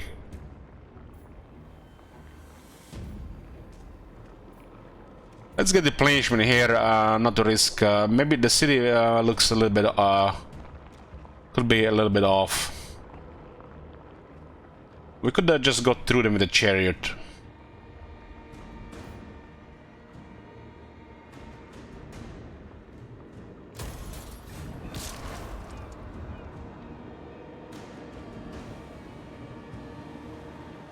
Witness my beauty. Brass cleaver is excellent here. So what do we have here? Spawn slash got renamed. Billy's Big Boys.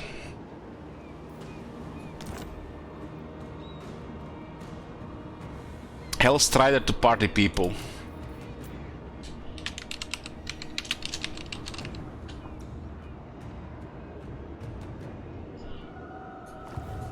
My adoring halls agree.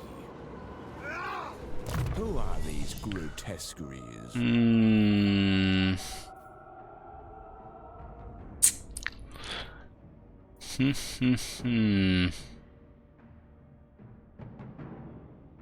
I like the Chaos Vanguard. 4 attack for all non-demonic infantry units, and it's all we can get immediately.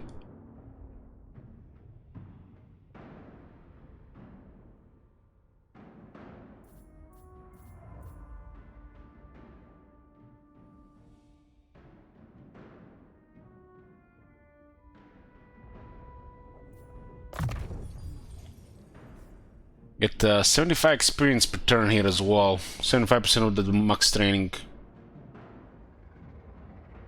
Encourage goes from 4 to 9.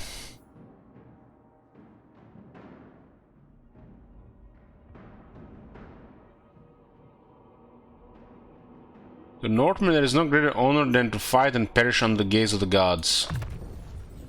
I am Slanish's scion.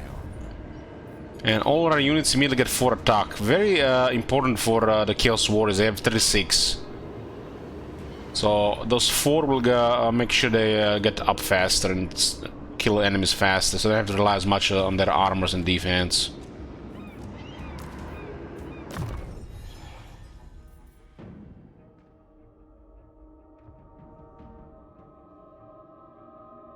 Okay, we'll go immediately for Pit of Shades here. That's a no-brain.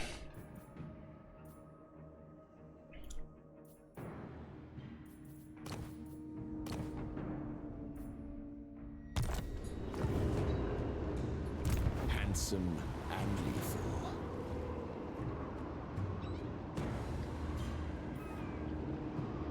And this is Walled City Tier 2. Battles with Slanesh Factions 10.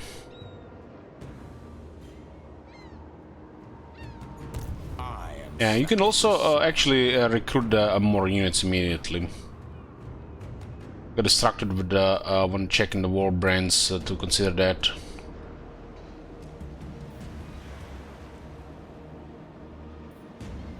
This unit is most likely to be found in frozen climates or provinces with high chaos and undivided corruption.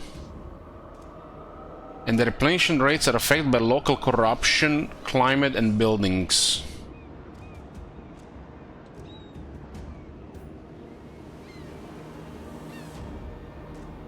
This unit is most likely to be found in the frozen climates of provinces with high chaos and undivided corruption, with a high likelihood if a province has both.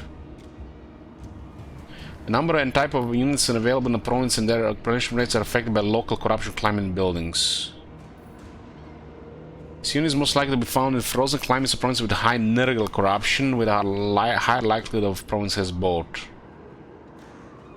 Yeah, we could have easily taken the souls, because we still have this things to take. 543 to recruit. Why is it such high cost? There must be some kind of massive modifier on it.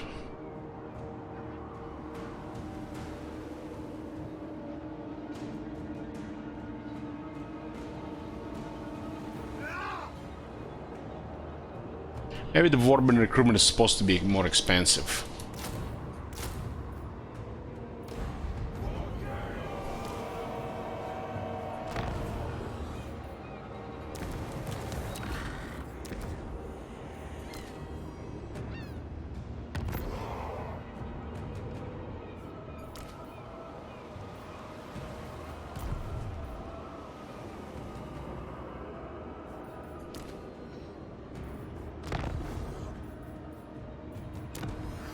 Guess Warhammer's not upgrading to anything, huh? Okay, party people, nice try, Merconos, and care shade warrior card.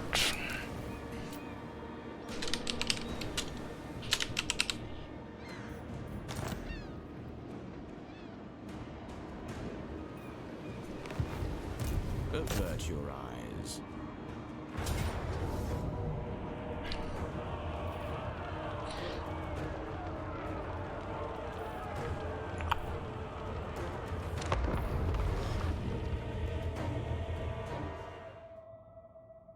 Can dogs upgrade to corn? Okay, we'll check. Remind me of the bell.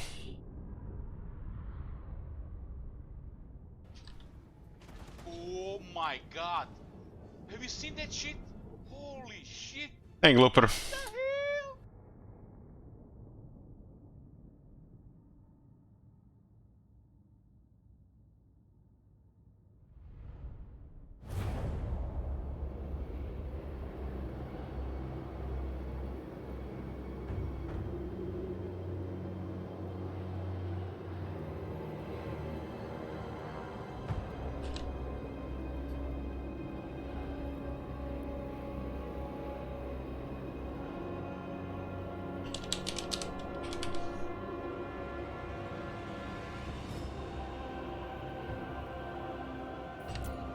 Oh, looks like this is gonna be our capital.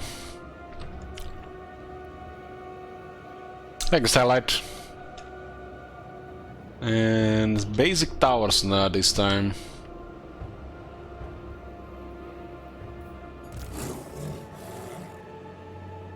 What's the leadership on this unit on the base? 38? 38.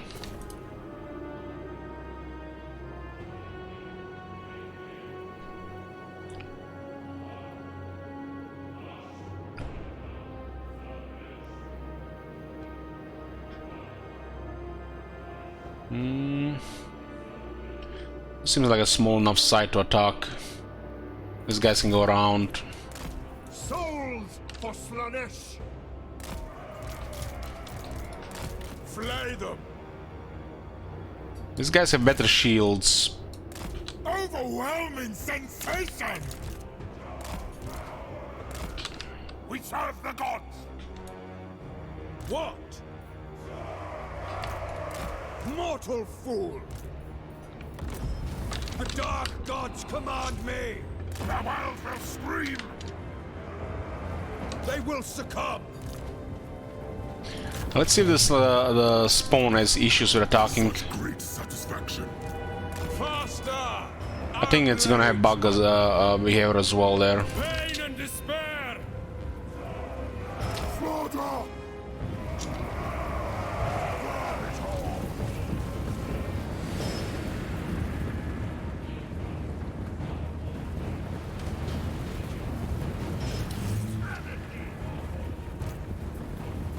Chaos Sorcerer!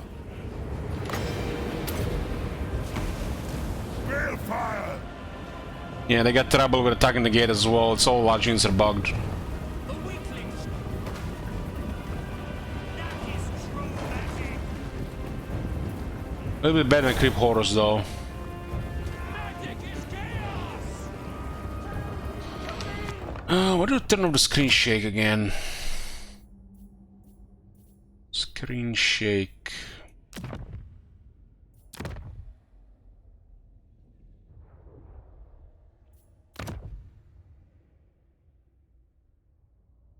Camera shake, there it is.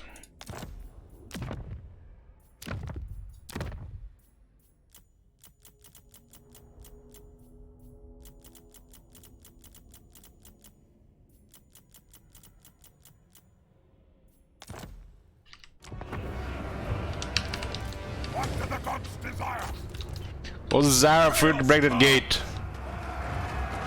So it looks like they have issues attacking the gate, same as the other large units. These guys should have already broken the door. So be it. All will be hell. But still more effective than creep horrors. Drinking pain. Now.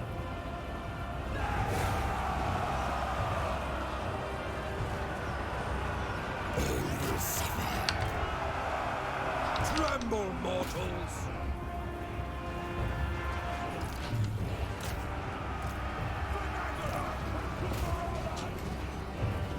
Don't climb. Yes.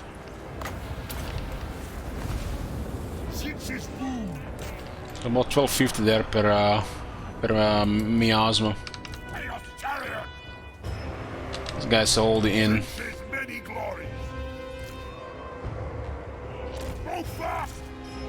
Overrun the city. Kill them! Chaos sorcerer! We spell slaughter! Marauders of Slaanesh! Great torment! 46 speed infantry is cool. Slay every mortal! Reality bends! Pain is life. Marauders of Slaanesh!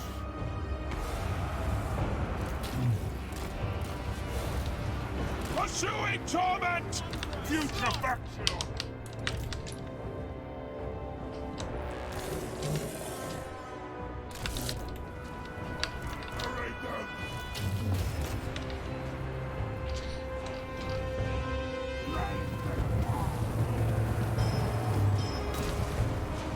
Chaos sorcerer! Very good! Suffering unbound! They're casting spells! Have all settings on max? No, but most of them is on very high. Attack the mortals! The prince's marauders!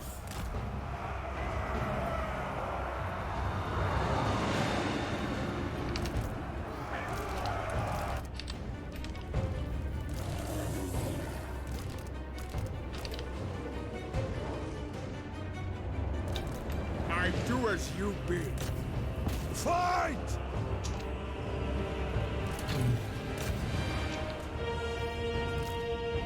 I think those towers like to shoot the spawn. Warriors of Slaanesh! I'm gonna break this one faster so we can go off to the dark shards. Hellfire! This guy is holding pretty well there. Because of the center. Marauders of Slaanesh! Death!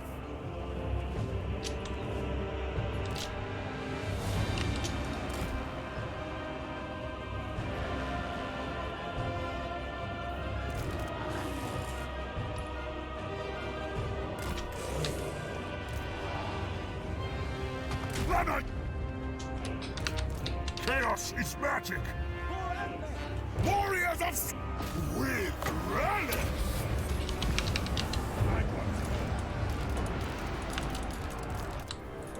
Hammer doesn't want to move there. Chaos chariot! Go fast! For the Chaos gods! Run it! Chaos chariot! Yeah, it's working now. Sealed to our steeds! Because they were all on the separate sides.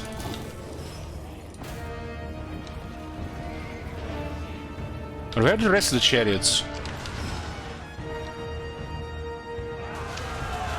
Destroy!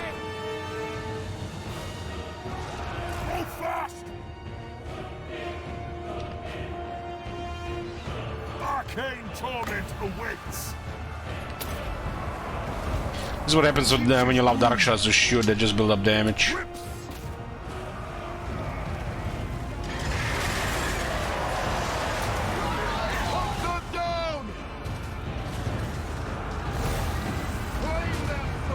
The Bleak Swords are chopping those guys, no problem. Brutal birth! Chaos chariot! Running! Something happened to the rest of the chariots, I don't know where they are.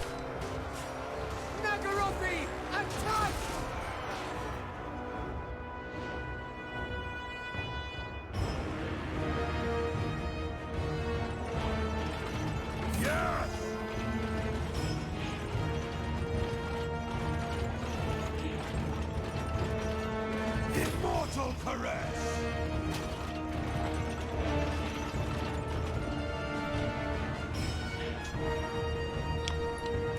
Begin the reaping! They're fighting so long because the center. Fresh! They're done now. Those guys been fighting to the death. Brutal sensation!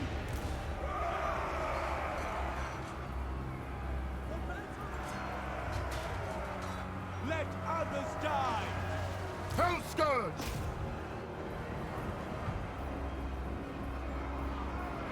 Dark Princess Marauders!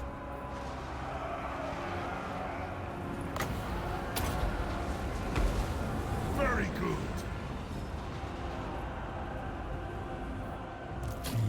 Only 4 spawn got killed. For the Chaos Gods! You can see Sigvald with 74 kills and 4200 damage. Also his blows were overkill. Which means just kills an empty and the rest of the damage is wasted.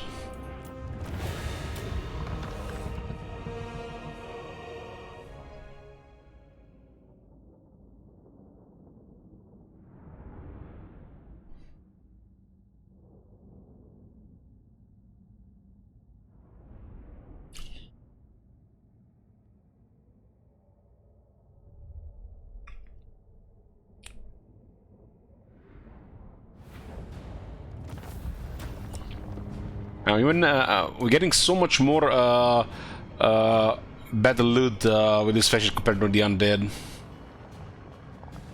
So 303 enemy captured, but we get 159 souls.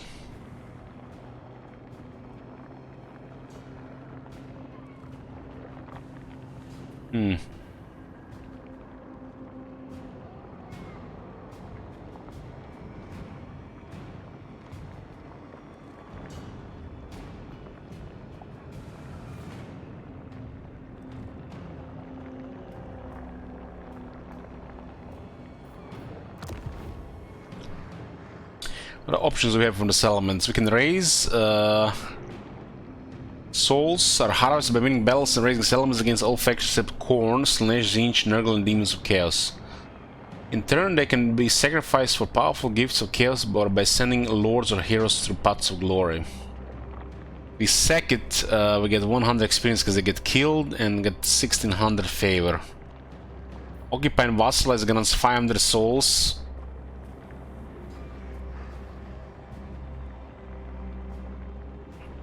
Because they do get killed in this case too.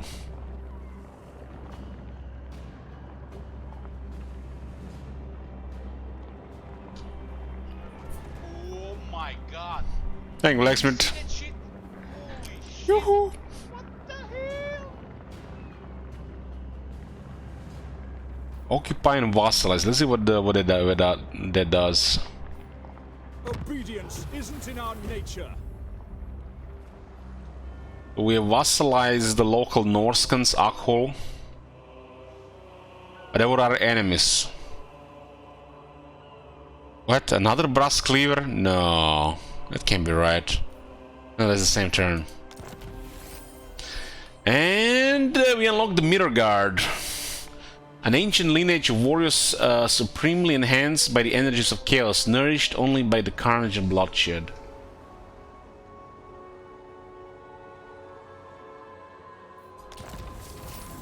And we're given a gift of Slanesh to this guy. Makes you wonder what exactly this does do if you're not an Akari. If Bastav gives an nation to Tsekhulil. God damn, what the hell is this name? Is it like it's an ancient one of them lizardmen down there with deadwood sentinels? How charitable. And this guy's an our vassal. And we didn't suffer a diplomatic penalty for ending the war too soon. Oh, looks like the vassal's been slightly improved.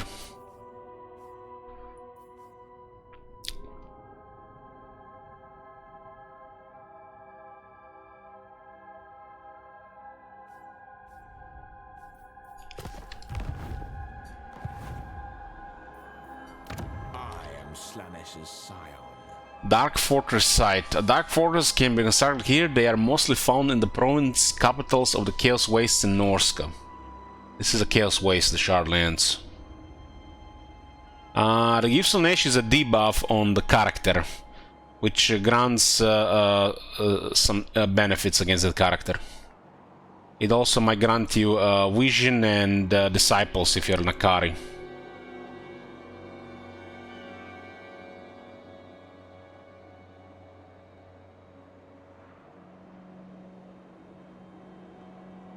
So these are the special settlements for the Warriors of Chaos.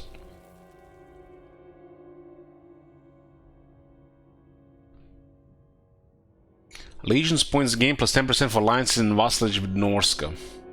Goes up to 20%. It's like, that doesn't even sound much. Hopefully they know that you don't get that much with just a little bit. I guess you need to get more of them.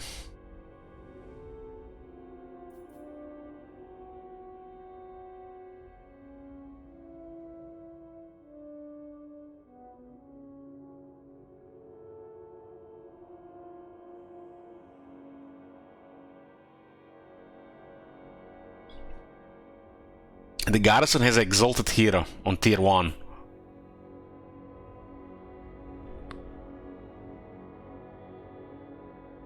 $200 economy and 20 growth with 2 corruption. And it adds 2 slots on tier 1. That's different. That's how we should be on a tier 1, 2 slots. Because the port is the starting building.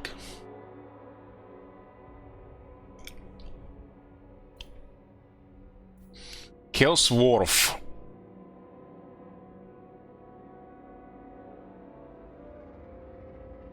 Any growth, cash replenishment rate plus 5%, armies in local province. Recruitment cost minus 10% of Chaos Marauder units, armies in the region. Provides a local Warband unit capacity Marauders. No income.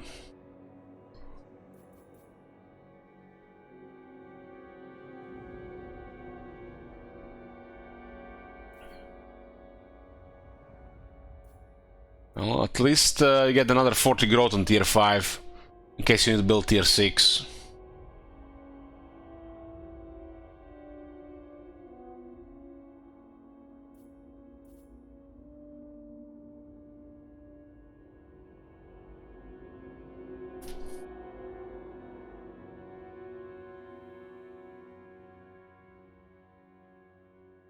Rise the local Warband unit capacity 1, so you basically unlock capacity and then increases. You dare.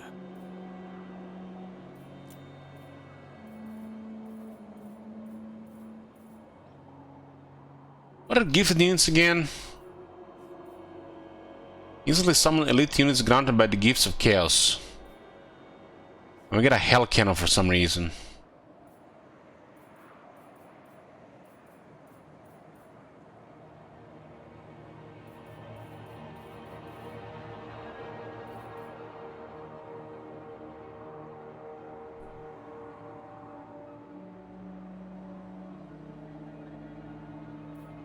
Huh. Sigvald immediately unlocks the Mirror Guard Regiment Renown. The stats seem bugged. This can be real stats. It looks like bonuses apply twice.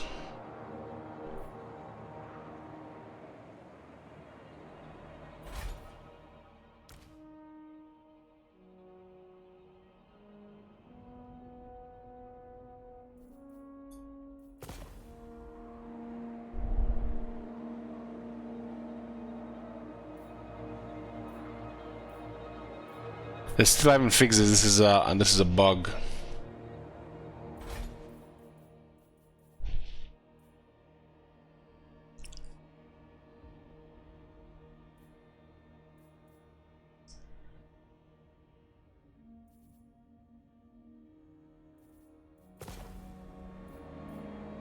You can see the stats are applied twice, and it considers the previous buff as a base.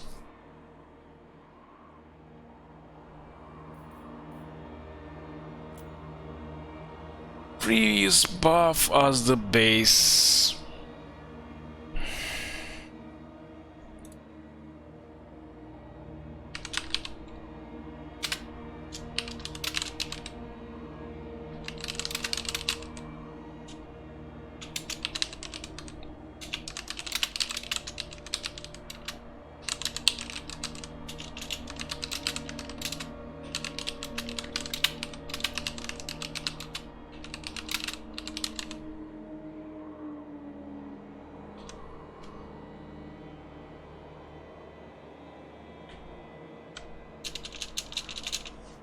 It's just a visual thing, it doesn't do anything other than that. When the regiments are known, recruitment tab, their rank 9 buffs show twice.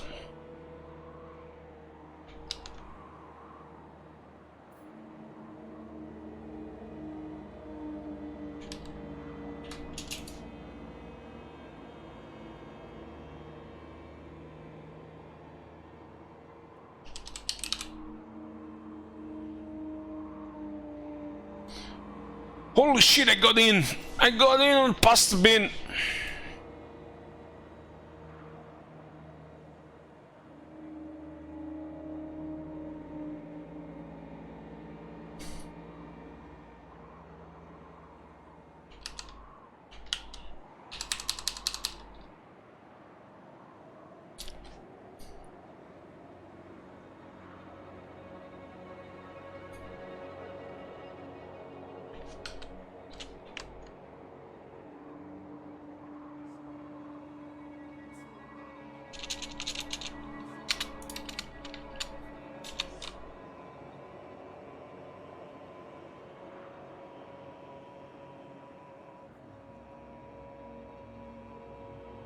Two bugs already.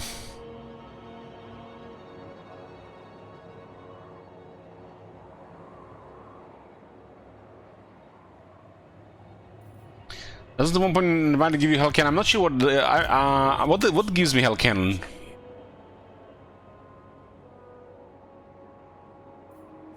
Can anybody explain how you get this Hell Cannon? I think it's just unit that started the campaign, because it's such a unique and fun unit.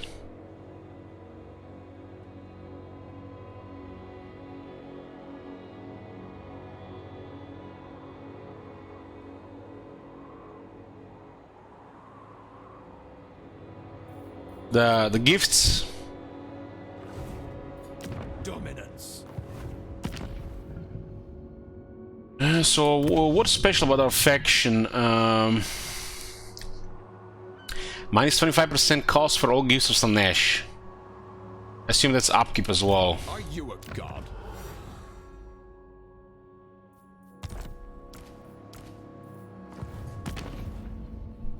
Okay, so this is the gift stuff. You have basically slots here. Like for example, we got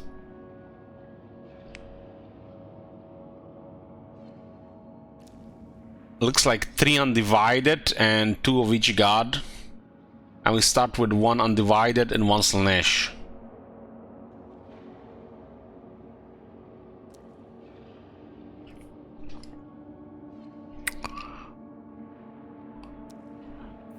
And as a Fury of Chaos, upkeep 50 souls.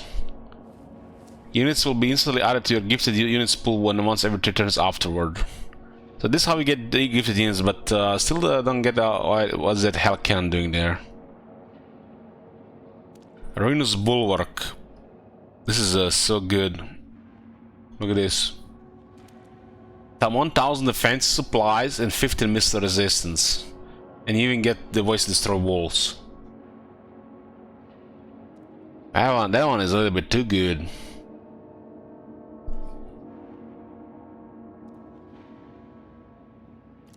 Raiders Remand. Casual replenishment rate for Chaos Marauder units, melee attack for Marauder units, and more experience for Marauders if you have technology. Scrutiny with Dark Gods. 8 attack for the Marauders, they'll be more effective and they'll get experience faster. Horrifying Presence, undivided units get more experience and cause fear.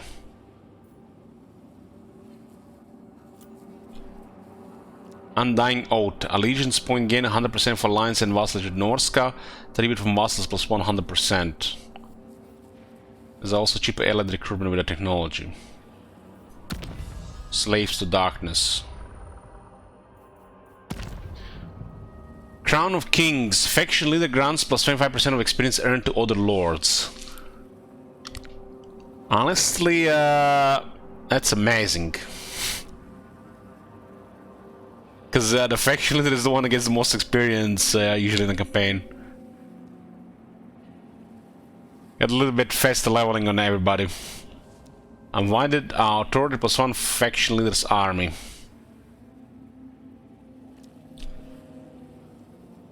Hail of Hailfire. Units will be instantly added to your gifted unit pool and every 4 turns afterward. So this is where the Hell Cannon comes from. We got a free Hail of Hailfire. Dark Portal. Experience gain plus 10% for undivided lords and heroes. And how do you know if somebody's undivided? When they have this, so like Sigvald is Slanesh because his highest Slanesh authority.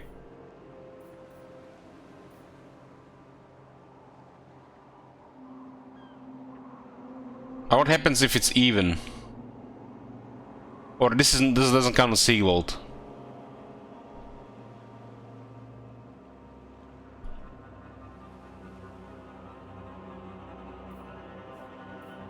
So it's the mark stuff.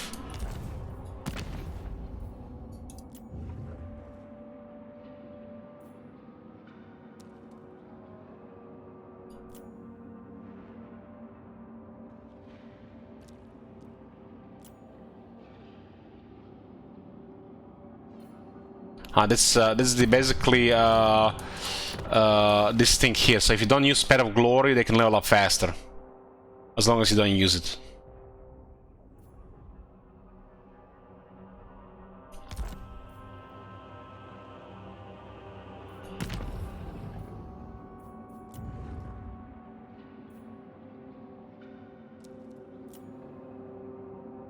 Summons a unit of Chaos Furies. Reverse Reward removes the replenishment of Chaos Marauder units, lowers their upkeep and increases their experience. Experience gain for Chaos Warriors, Chosen Knights and Inspiring Champions, not just the I guess it's this for the Marauders to go down, to get the others up. Power Worship. This is the shrine. Has a massive health for some reason.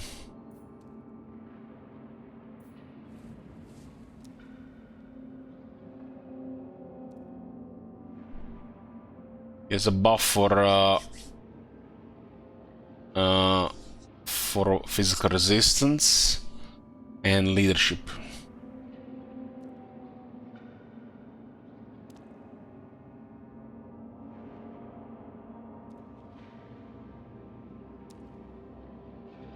Carnage Incarnate is the Dragon Osh god at the end,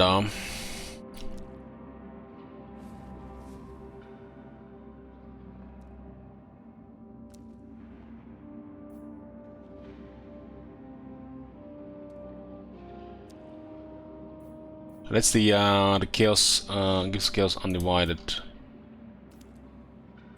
There's also Korn, Slanesh, Zinch, and the Nurgle, Slanesh, Zinch, and Korn.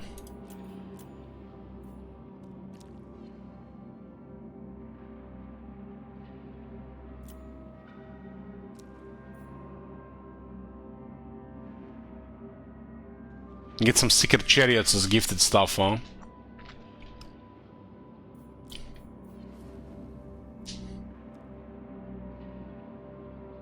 We're gonna get some plague bearers and urglings with a rotting retinue. This is nice with the souls. Nice thing with the souls. Such a nice thing.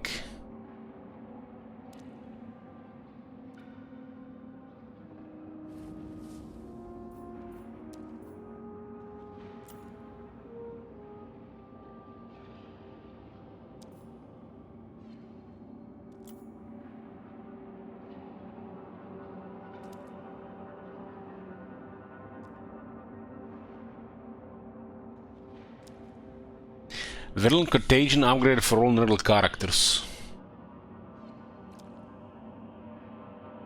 Melee defense plus 10% for armor selected by Nurgle devoted characters, but it's not even melee defense icon.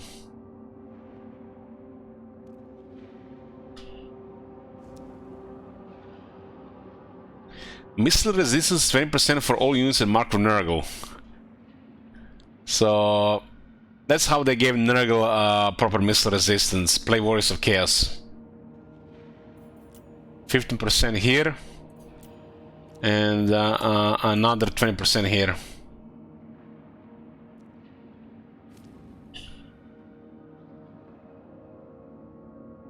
That seems incredible. 35 of missile resistance on top of Nurgle's toughness. There's other buffs as well. This one is healing. Ooh.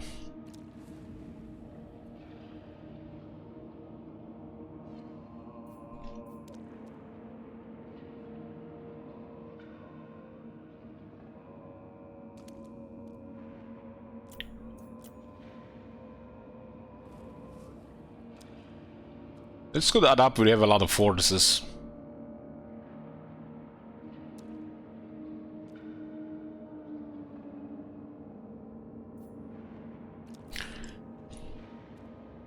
What the hell is this? Endless March. Campaign mood range plus 35%. Just like that. Plus 35%. There you go. Have fun.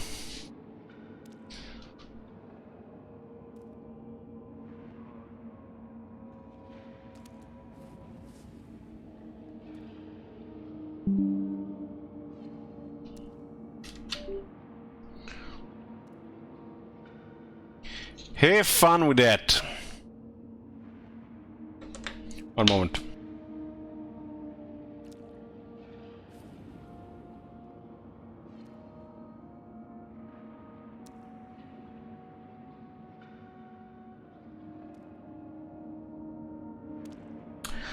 Well, the turn has been over 75 minutes.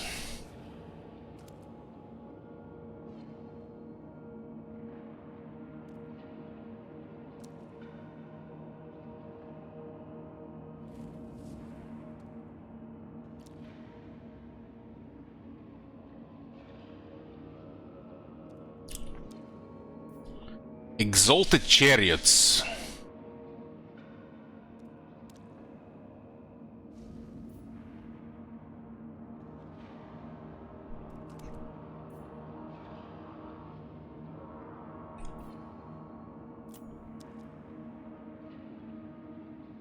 This thing, I guess you can actually see.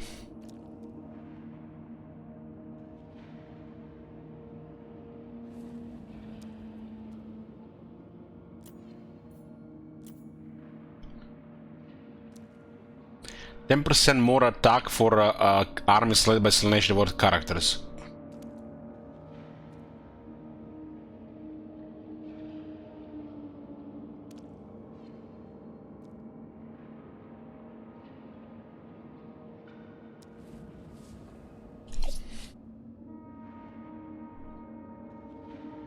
"22-second debuff on the Sonic Boom.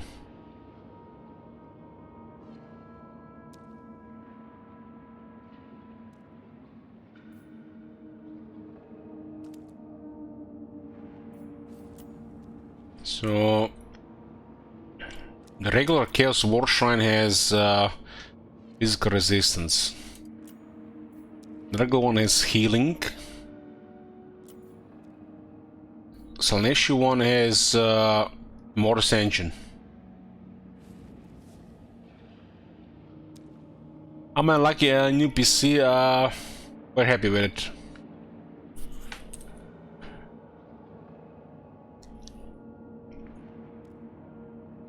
Just have to place it where my old one is and get the longer DP cable so it fits there.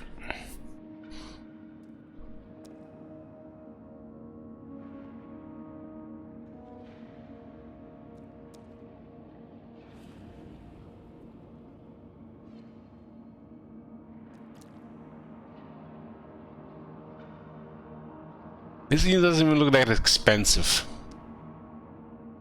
43 speed on this one. 38 on this one.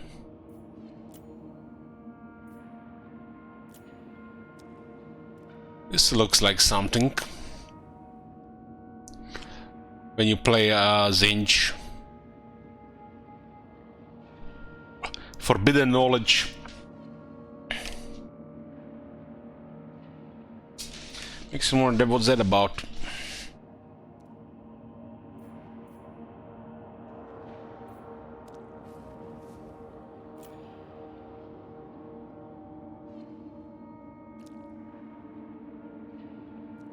More things for Slanesh. Well, when you have access to armored units and sieges, it's pretty nice and nice to have as an option. It's the knowledge for Muradi's dungeon. I don't know.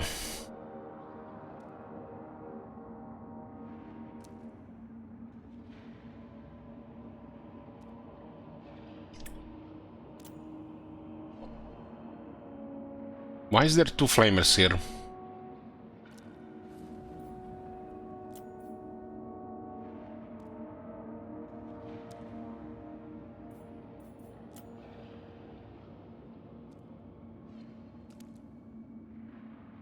%35% more post-battle loot. Holy shit, man.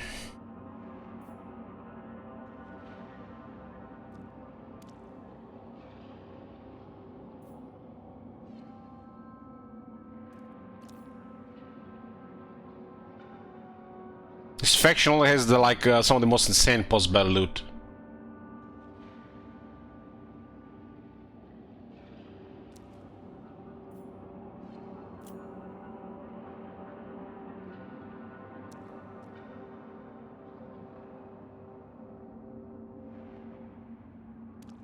Blood Greed with for all units with Mark of Corn. It's up to 16 attack.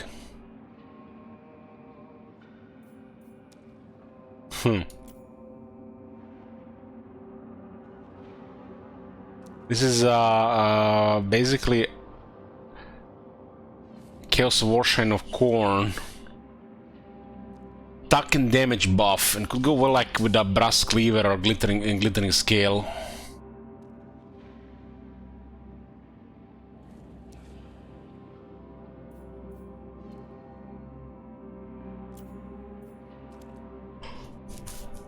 Okay, good, looking good. We got one undivided and one Slanesh right now.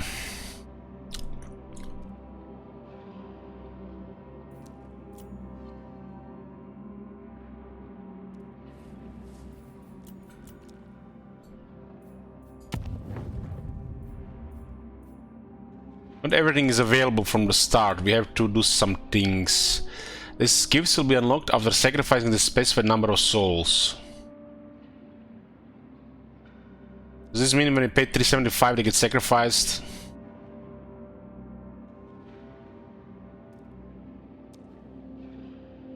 Okay. So it's basically upkeep when you're using this thing here. What? Bring ruin. So what do we do from here? What do we do from here? What's going on in diplomacy? At war with Deadwood Sentinels. I guess we might as well be solving them. What the short campaign victory says. Shardlands, Deadwood, and Road of Skulls. Shardlands. Okay, so we're all going for that.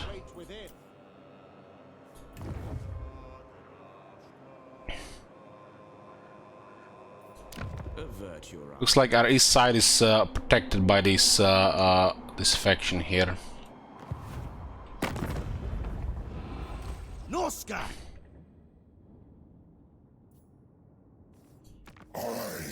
Slaughter the sheep. I'm told you want to talk. How disappointing. I was restless for a fight. Yes. It is Northman. Norsk. Artisan. the embodiment. Slanek. Your will?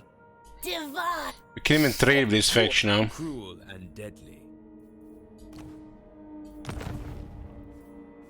Oh, these guys are all kind of like a pseudo-military ally.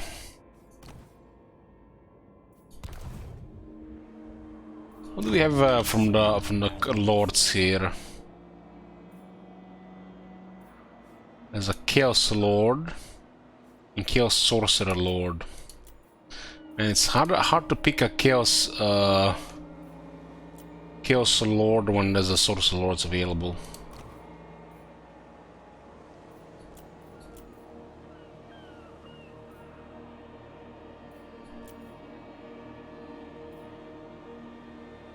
Some really interesting new traits on the Chaos.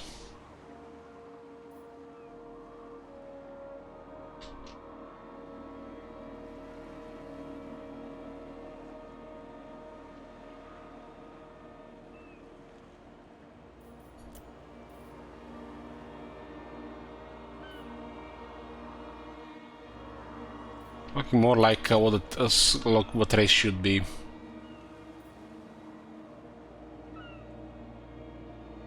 The champion skin is covered with 1,000 reptilian scales, each as tough as dragon hide.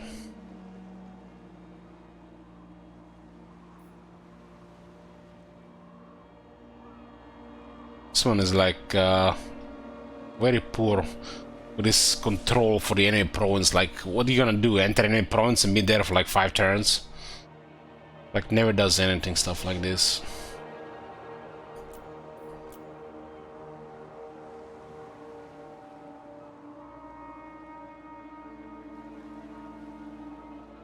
So this looks like a little bit too good compared to overall stuff. Every now and then they create these new traits, and they create a variety of shit, and then the meta gamers, you know, find some really good stuff, and then nobody uses the rest of the stuff because it's usually crappier. I mean, like, what is this? Cooldown -5% for all spells. Like, sound like it's something, but it's actually nothing really compared to Iron Skin or Scale Skin.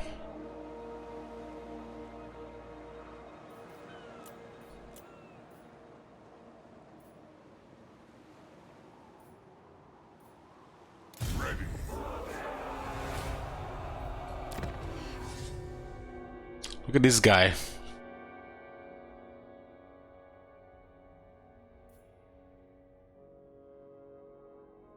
Missile resistance in rank 1. Looks like the Chaos Lord's got some proper stuff now. And there's a Chaos Dragon with extra 25 missile resistance. Oh boy.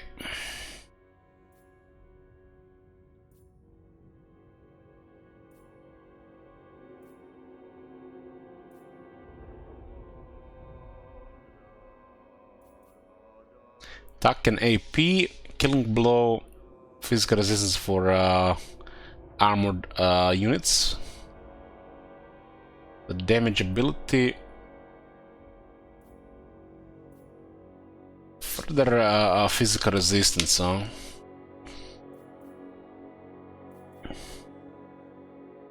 This is only 16 seconds though.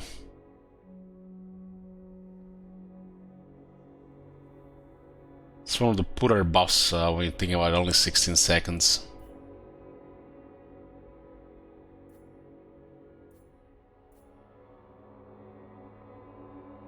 The whole army gets missile resistance.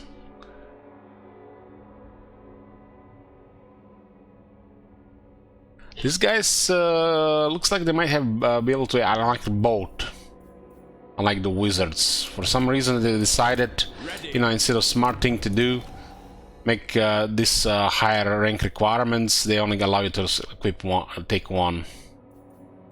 This could have been things you unlock on very much higher ranks. They will be dominated.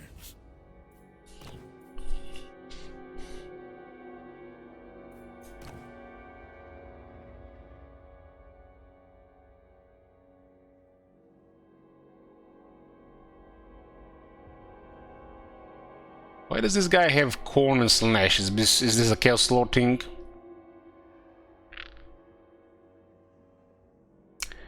I guess this the lords have corn and slash, and sorcerer lords have Nurgle and Zinch.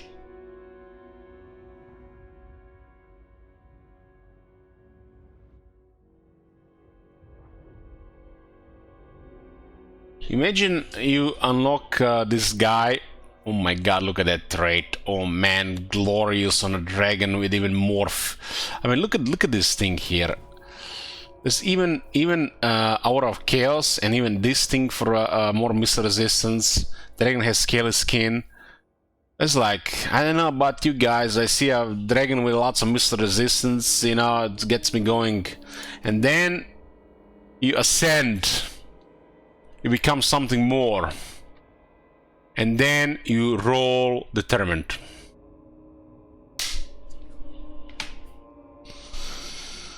Oh, fuck me.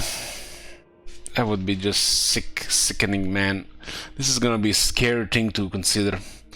Although the Demon Princes are very good if they have the same base stats, because there's a flying, very good flying unit.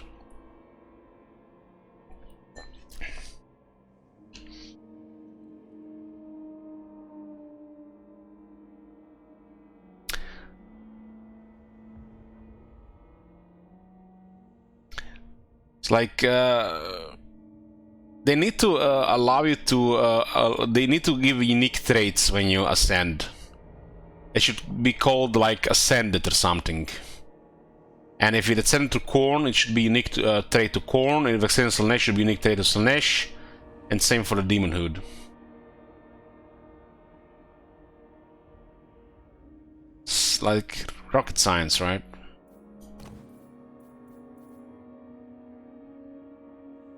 Gotta put the 2000 hours working on that engine.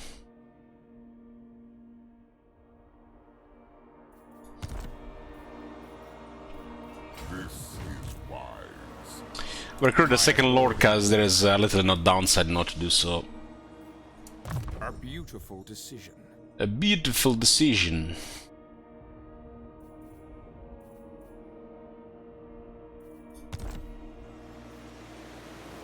God damn, this skill here is perfect. This skill is perfect. Make the warriors and chosen tougher, and all they get attack, and the slashy guys, the marauders need it. Excellent. I am Slanesh's scion. Those shitty marauders, the Warhammer 1 unit. Look how they look like now. Marked by Slanesh, 46 speed, 42 attack, 27 armor.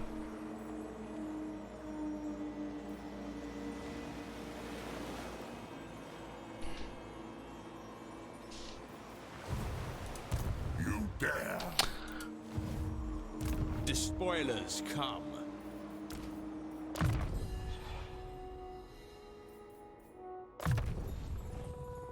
Smoke and mirrors.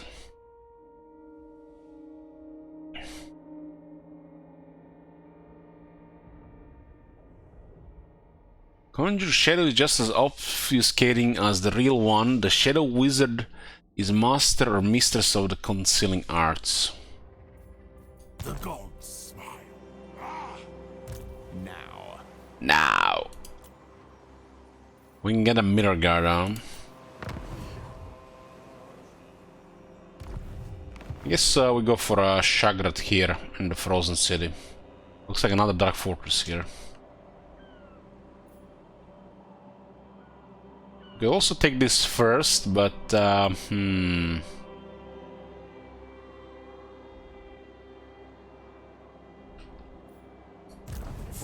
what is this unit? 100 upkeep. This faction has no supply lines. Yes, my ruinous powers. Witness my beauty.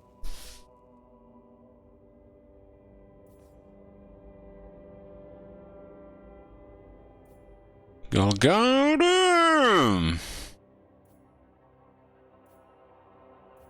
There's no reason not to recruit more lords then. They're, after all, the most powerful units.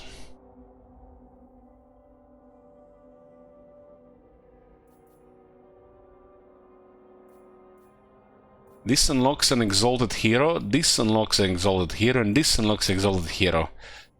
Every building is the same, no additional ranks. Nice, Alan.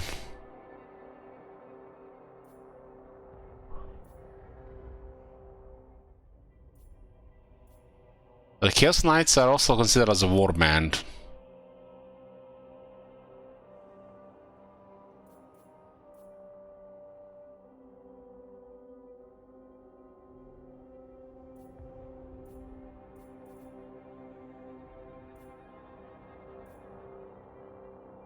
Instead of, you know, making you wanna, you know, use these things, they're kind of like turning you off from this thing.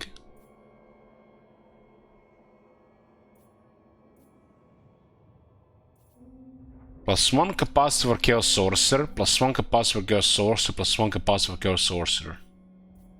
No additional ranks or capacity.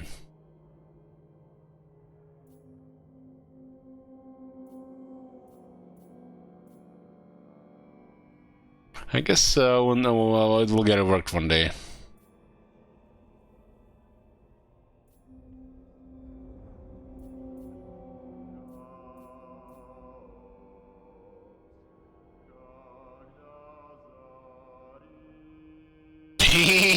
What the hell? That shit is expensive.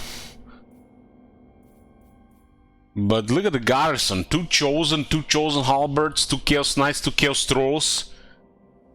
That shit is no joke in a walled city. And you have those faction-wide buffs from technology and gifts. Huh. Just one moment, guys. Little short break here. Be back. Be back, boys.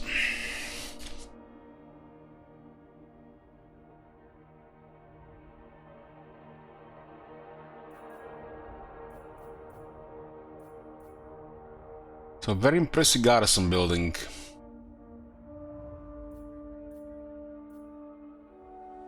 I was kind of surprised this place to go to tier 5.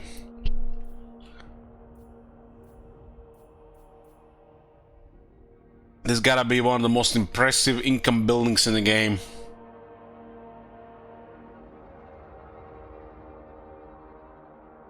It's kinda like an income building and the raiding station one.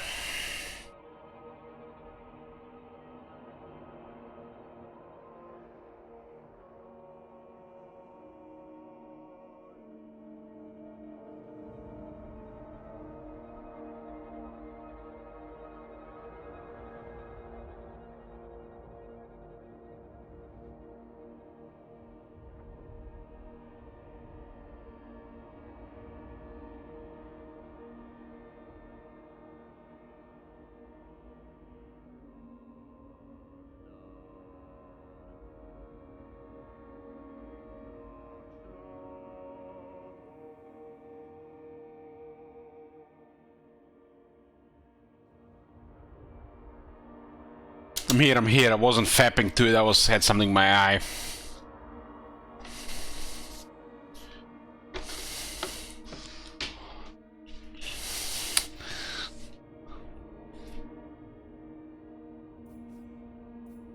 2,500 for this.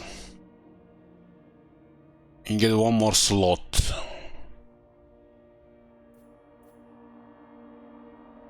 Get Chaos Trolls on tier 2.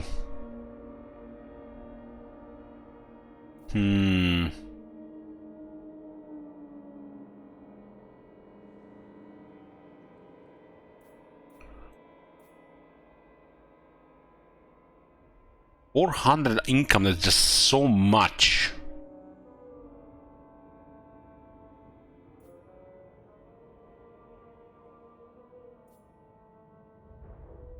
This thing costs 2,500 as well. Tokens and trophies of war hang on display, tribute to the glory of chaos. Let's get a gold mine here. Yeah, the chaos have more expensive buildings than vampires, for example.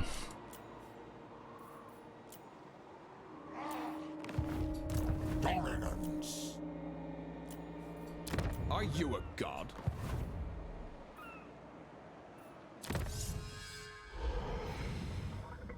This is cool, but I like this. Summons of Slanesh. With the favor, Slanesh comes command over his forces, calling the vicious demonettes to battle.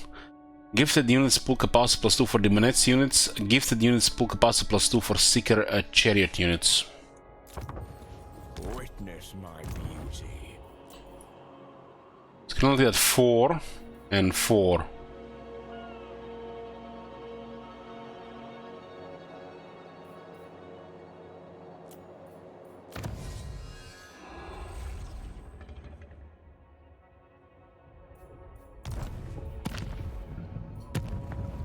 So it goes with Joy's degradation.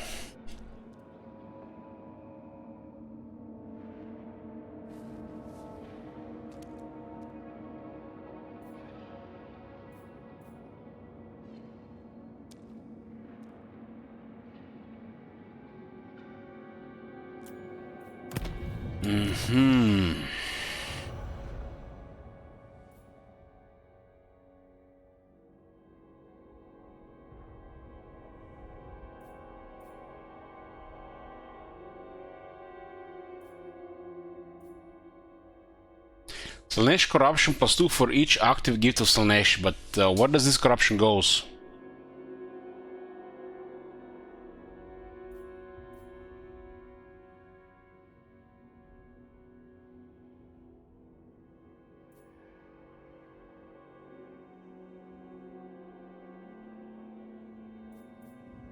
I guess for each region.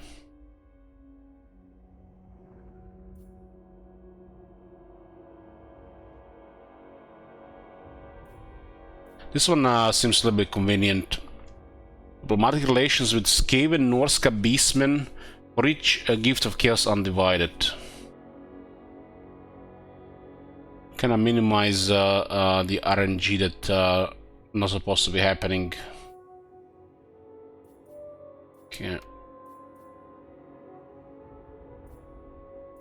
It's kind of cool that you have this to unlock at the start. You don't really have to go here yet. Let's start in the center.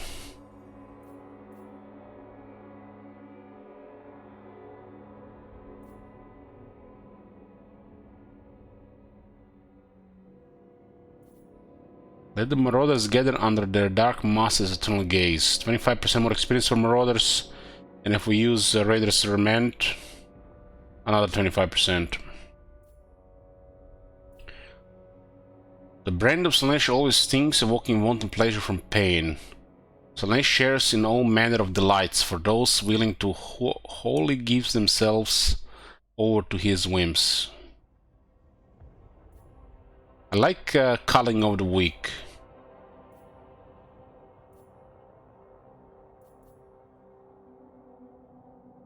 God damn, it's I got tears in my eyes, guys. After all those campaigns of chaos in Warhammer 1 and 2, we got this.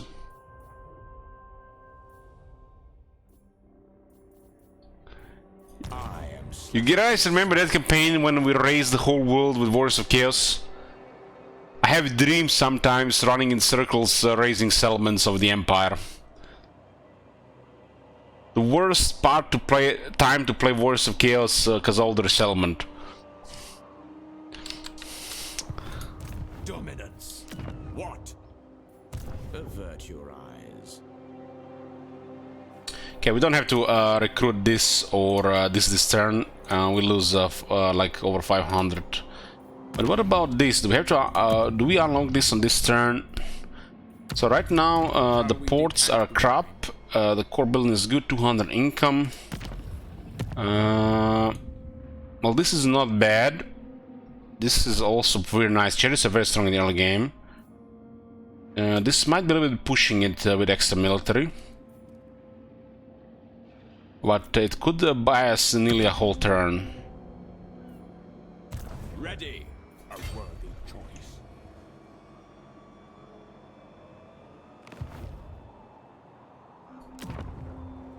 The chill winds blow.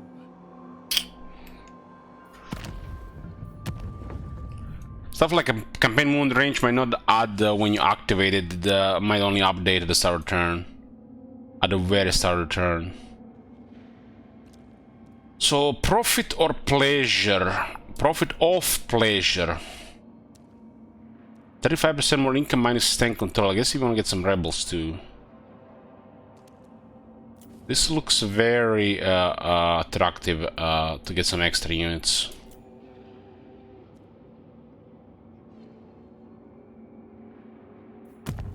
I got one gift of chaos undivided.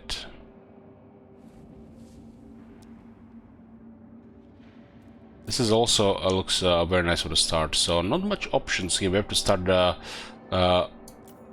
consuming souls. What do you guys think? Where do they keep these souls? Do they get them like in pockets, or they keep the people around, like, you know, Gul'dan, just, and then when they need some voodoo, they just kill a bunch of people and you know, use some evil magics to get their souls for the cause.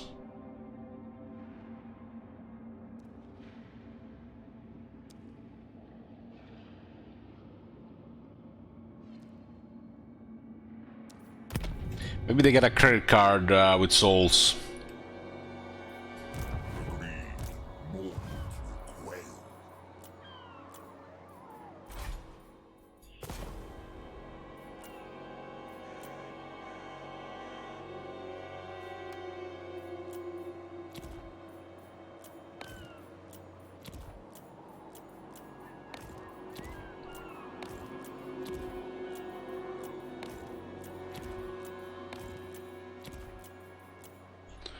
Okay, turn 1 complete. Turn 1 complete. We got the Eye of the Gods at 0 right now, but it's a little bit open. 2,000 souls. There is an island here I might consider. The goal is gonna be to occupy the Shard lands.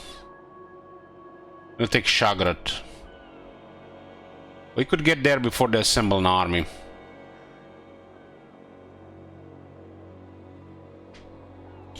We don't have to do anything else this turn. Witness my beauty. Though, a quick look here on the quick deal again. Depravity, This looks good, nothing really random.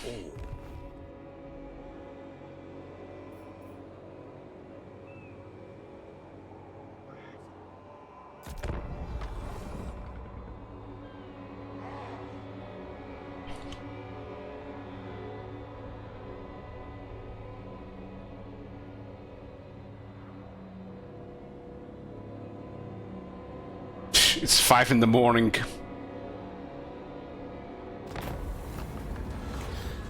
What is this? The aspirant. This is the leader of Arvasala, or might be the leader. Their leader. There is one that shows potential within your sphere of domination. Currently, he languishes in Agol.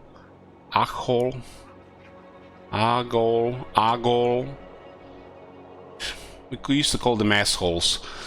Bring him before you for reprisal.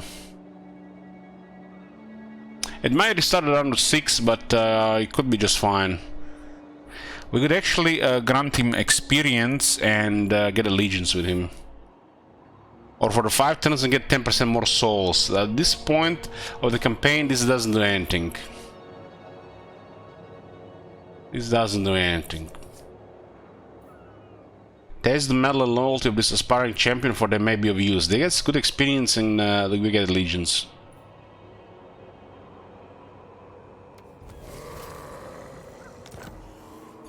They're building an outpost already.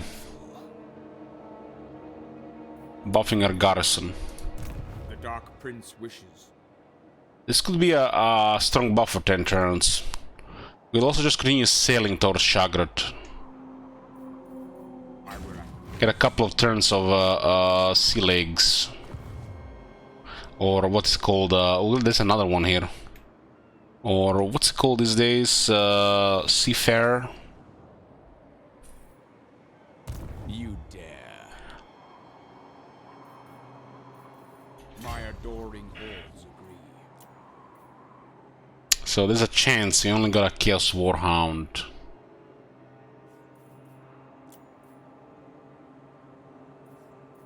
I wonder what is the criteria for recruiting these units.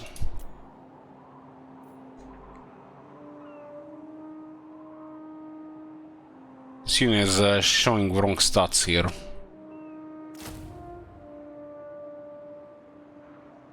So we should have the Mirror Guard close to Sigvald.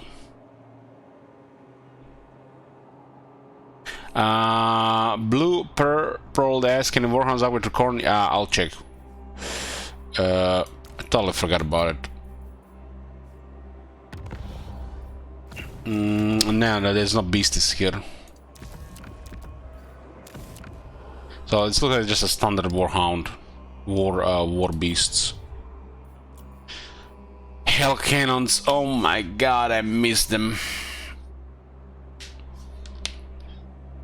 How long has it been since we used the Hell Cannon, boys? How long has it been since we used Pit of Shades and Hell Cannon into the pit?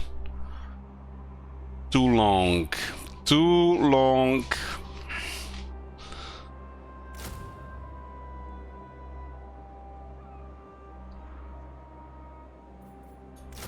It's a 1900 though, it's kind of pricey. That's a Hell Cannon, man. That's like one of the best Chaos units. And we'll get a Mirror Guard for flavor, and we'll use them with Sigvald for extra melee defense. Sigvald or the Sorcerer, good flavor unit. Gonna get some quality unit at the start. Does look like a solid emergency unit though. As you can see, they lost 9 ranks of experience here. So it looks like the game considered the original 9 ranks as the base, and then adds another 9 ranks on top, and showing wrong stats in the Regiment's Renown tab, showing it twice. We will go by the boat.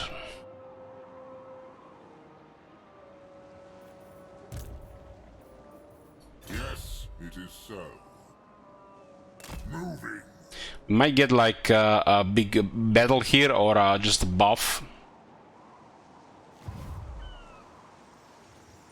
Spread ruin on Billy.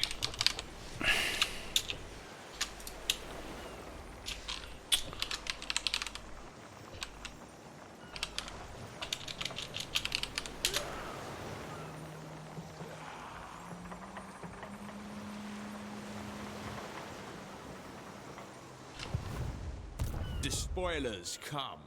now is Well, I'm hoping it's a battle. These guys could be cool with a Razor Standard.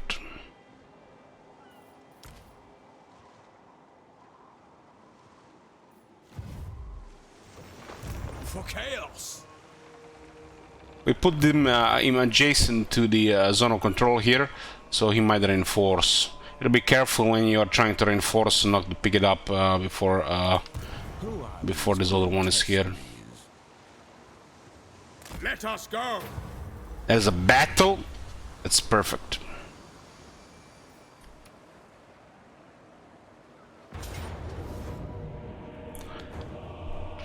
Got me some undead here. We don't have a lot of funds here, so we're not gonna seduce anything. But we could take their artillery, for example.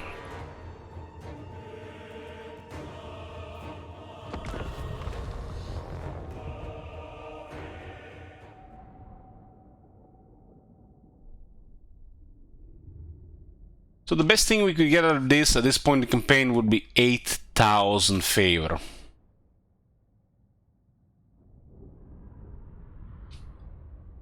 I wonder if you could seduce Queen Bess. And Akari could do it, I think.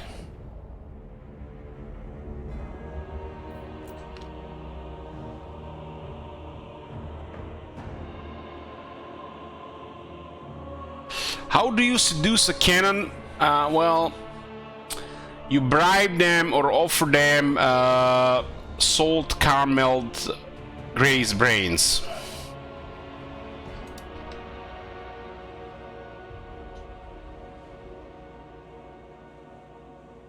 Is that the right word, Graced? I don't know. Glorious torment! Warriors of finesse. Overwhelming sensation. Warriors of finesse. Oh boy, oh boy, oh boy.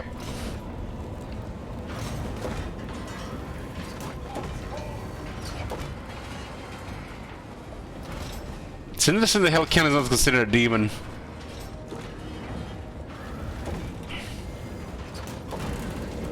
It doesn't look like safe to use.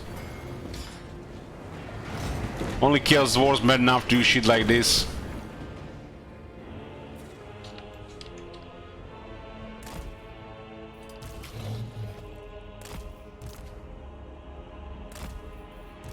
Tremble, mortals! I am divine! Tremble, mortals! With rapture!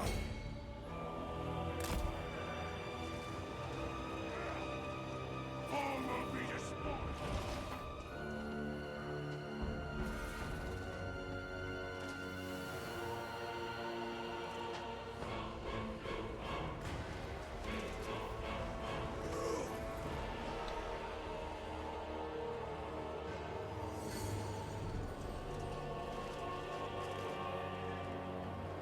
I guess the mirror guard don't do their job right unless you have screen space reflections.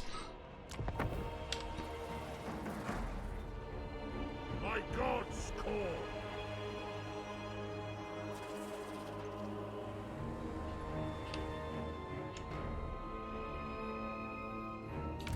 Whips!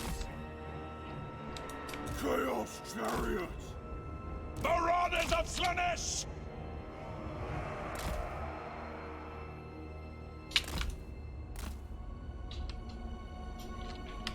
Send the army forward and we'll shoot a little bit with the Hell Cannon now. That's what the masters bid.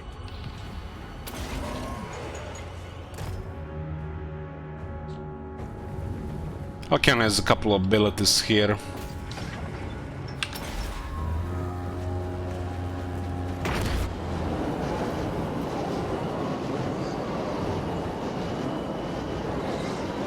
Like driving a bike. Be the projectile.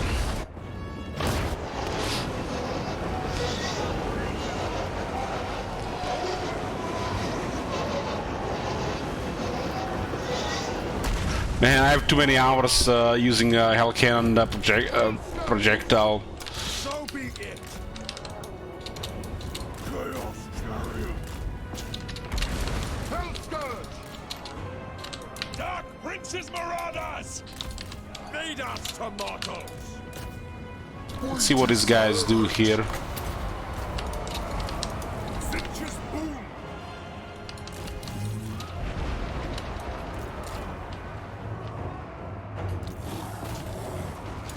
Close on the sheep. At last, carnage.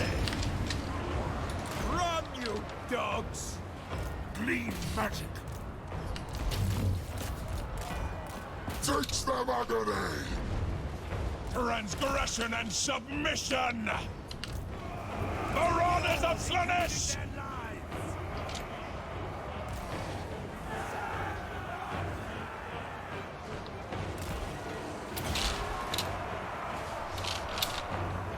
Imbibe their souls!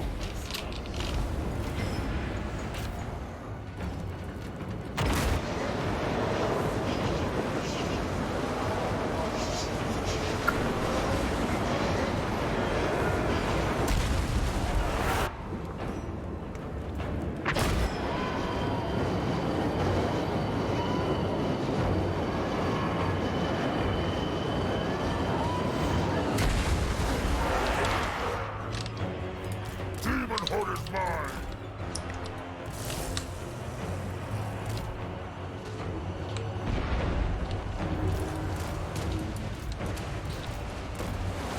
With haste!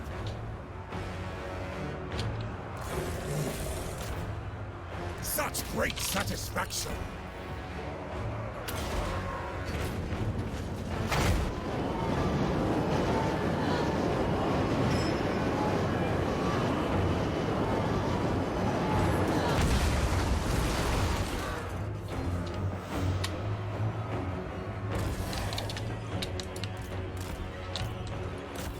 Chaos floor!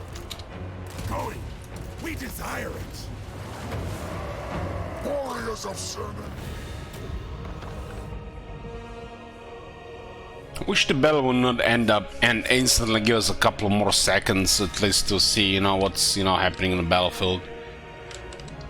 Should be like give you like a window, but you know, battle ending in like 5, 4, 3, so you can, you know, see the ending, like decapitation or, you know, the finishing move. Sometimes it ends faster than the kill gets registered.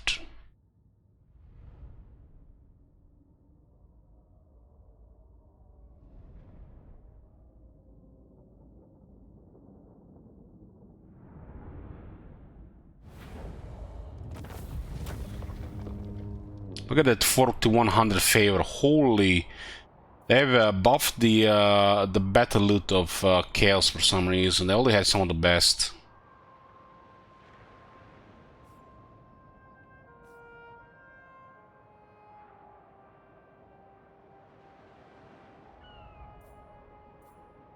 $500 souls.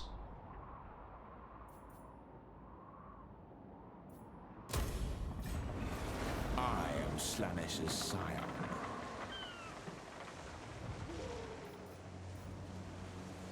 Oh my god.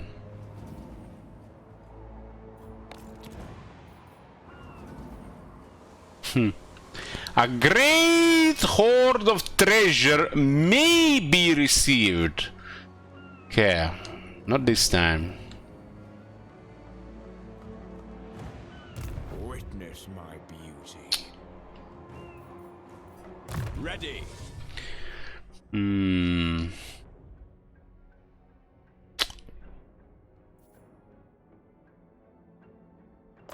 needs a great hoard of treasure starter campaign? That would be too easy. Take the Hearts of Iron to get more vigor. And this is rank 12.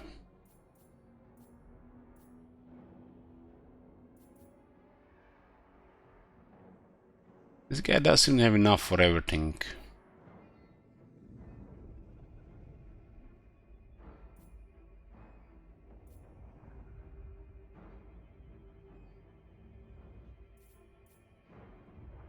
So let's give him a little more speed.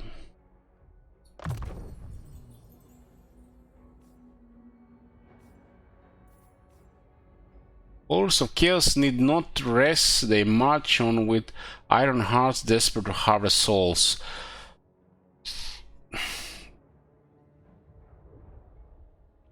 I hope they realize that the Beastmen have a stronger version of this skill. And they forgot to update this one. Or maybe it's intentional, the Beastmen is supposed to have more vigor than the Warriors of Chaos. Why take vigor? Why not? It's for the whole army. When it comes to melee combat, it's the most tiring thing in the game. And if you have a state vigor ahead of the enemy, it's kind of like having additional buff in the battle skills. Vigor is one of the most important things for melee grinders. It penalizes the melee units the most, and if another faction has more vigor than you, you're kind of screwed. You take more damage or you kill them faster. All your stats work better if you don't get tired, and this might not be much, you know, later if you're like considered like an elite army, but right now can get tired. They can all get tired, and they can get tired. And now we have buffed the whole army by 1/7 times, so like 14%. This is like a 14% buff to the army. 14%. This seems to like better than most battle skills.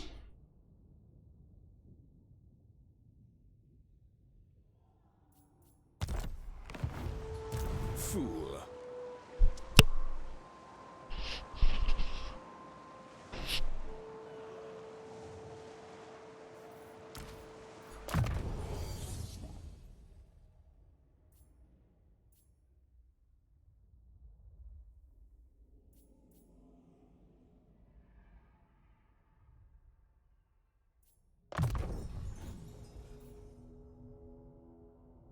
I want to go to bed, but I want to keep watching. Well, if I keep drinking like this, stream's not gonna last that long. Now is chaos.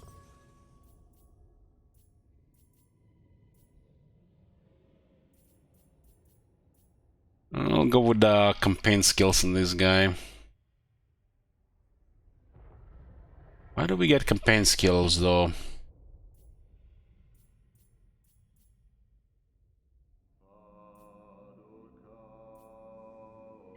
25% buff to post-battle loot.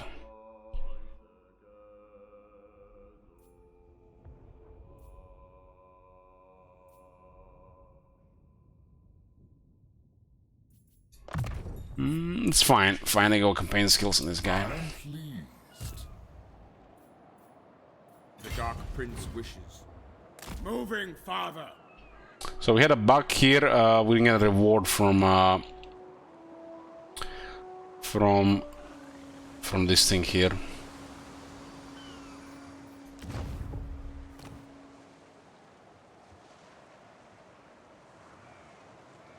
Oh, apparently it was 5,000 income. Just didn't get a message. Yes, my ruinous powers.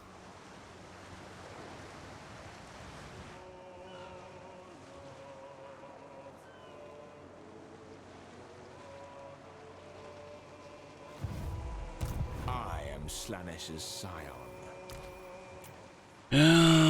Black Betty.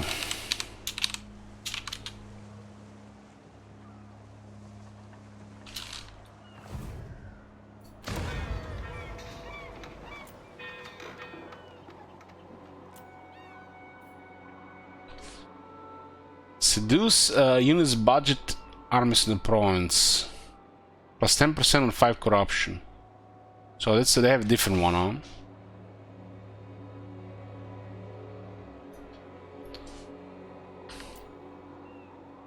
Feels odd to see tier 1 with 2 buildings, but it's they changed that.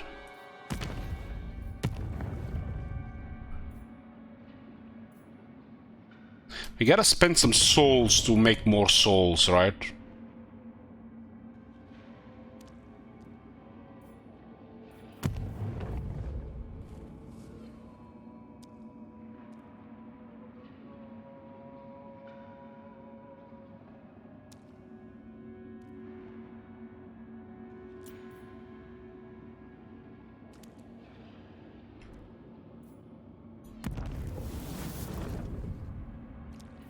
So we got exalted chariots.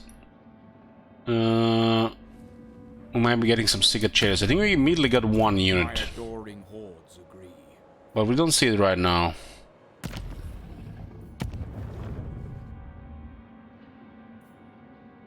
I'll take the Ruins Bulwark here, but we don't need it right now. They will be dominated. Although I'm not sure what's the downside. We should have already taken it this turn. Say 50 souls if we don't take it this turn. I'm feeling this elves might be marching towards this place.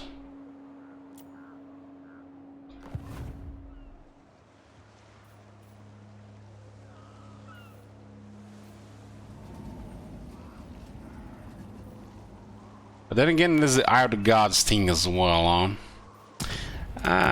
we should have taken it already. They do activate next turn, right?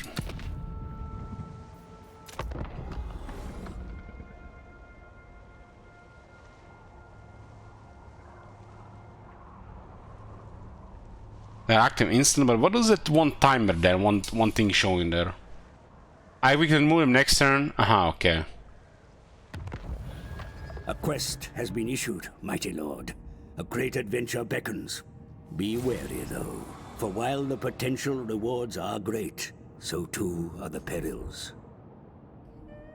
This looks odd. Also, the odd spot of the thingy doesn't look like it's actually on the map.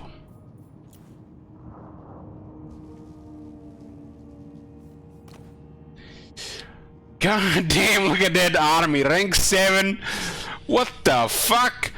You know, guys, back in Warhammer 1, the Warriors of Chaos Quest battles were the hardest in the game. Especially Sigvald and Archaon, you could easily lose those. Like, I lost this battle several times back in Warhammer 1.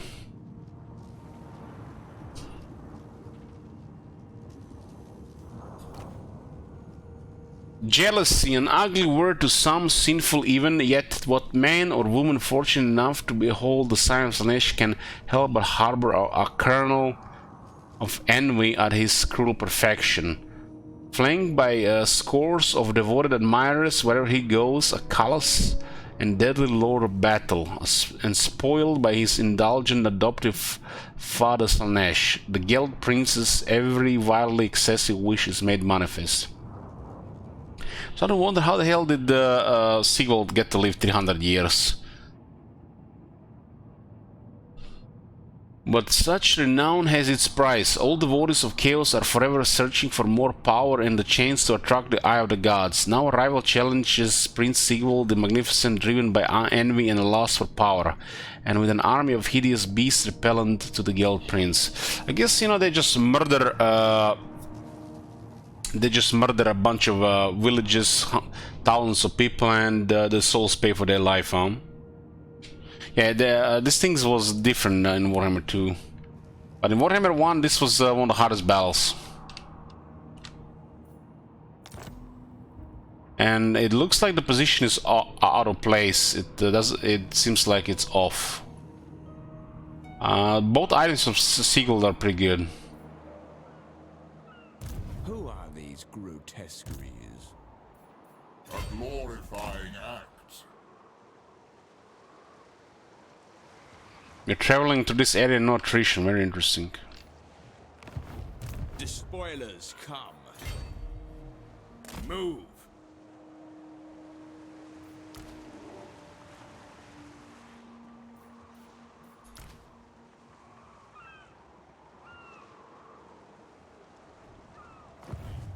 Avert your eyes. Moving.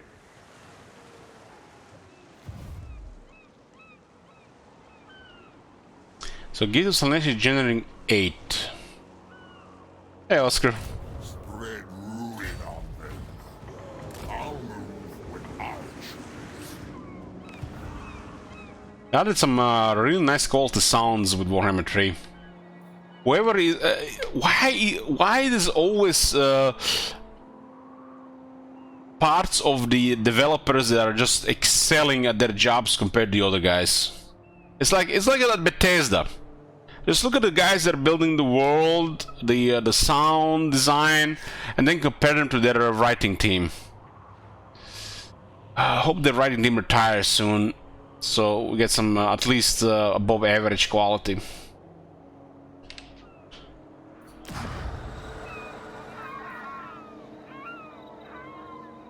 They say that thing like nobody is irreplaceable, but the quality will suffer over the years, and they'll just take it, and the people will notice.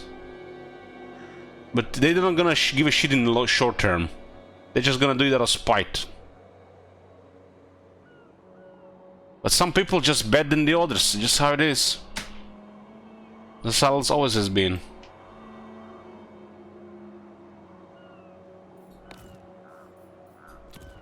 Sound and art have an easier job.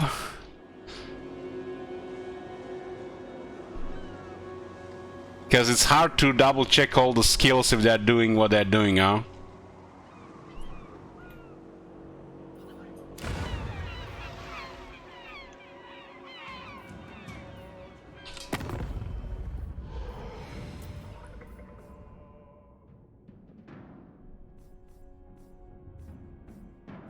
Speak. To be honest, I'd rather be raiding, but you have my time.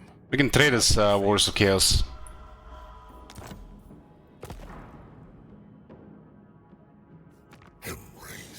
These guys have lost her grief, huh?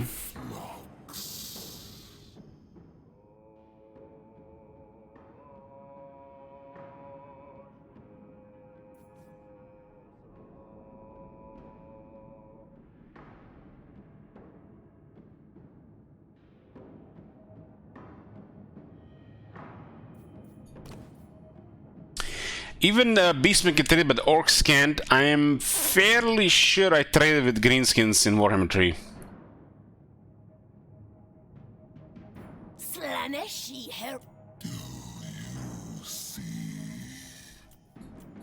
Malevolent Lord.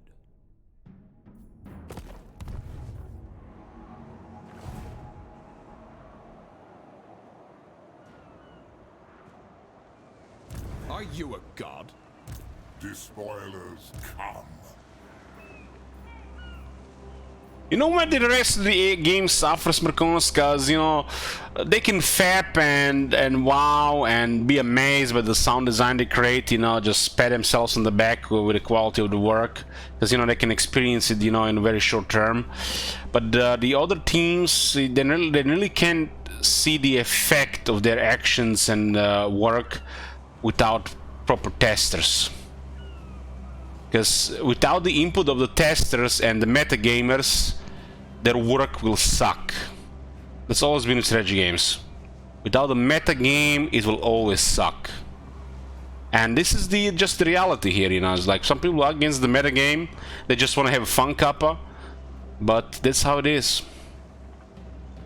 These people, without input of the other people, they just can't be good at their job. Just how it is. It's clear they don't want to put the time and the effort on the level the players have put into it.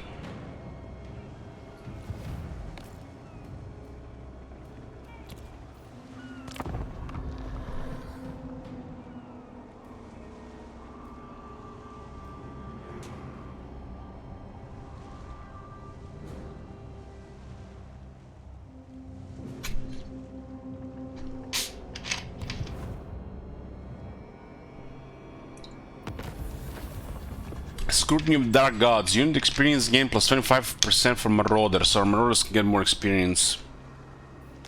They do require rank 5 to become the Chaos Warriors. It does seem quite a bit though. And the Raiders Remain gives another 25%. That's actually a lot of experience.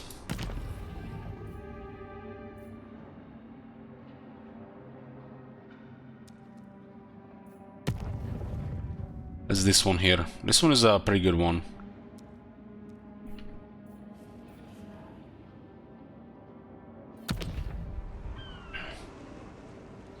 It looks like these guys are recruiting an army in the Frozen City, currently at 9 units.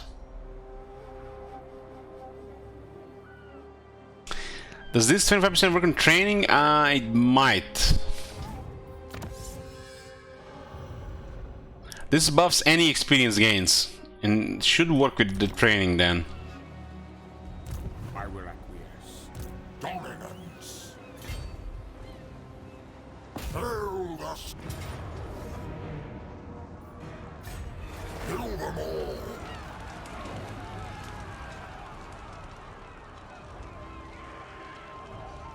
I am Slanesh's sire. Never stop. Do lose a little bit of experience here on Sigvald, but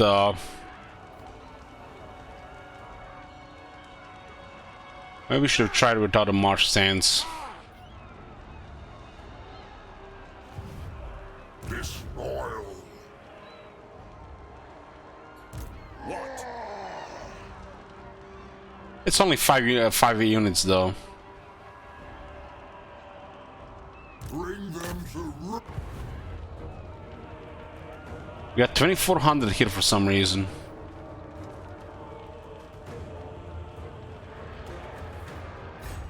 Wipe them out. It might be because of the corruption change. Damn, they actually have a good buff on corruption. This is different compared to Nakari, unless they change Nakari as well. So, Snatch Corruption is excellent to have on characters. Wow, this actually could be a lot.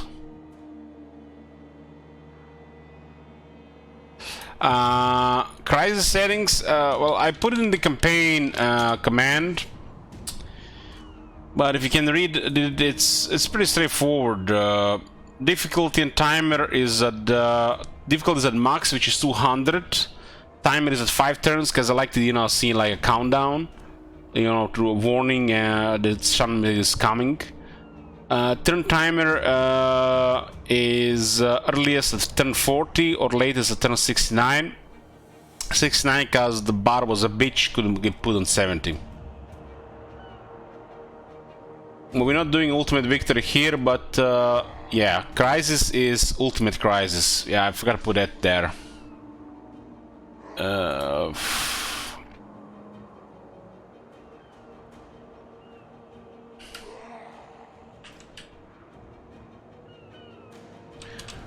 Ultimate crisis on.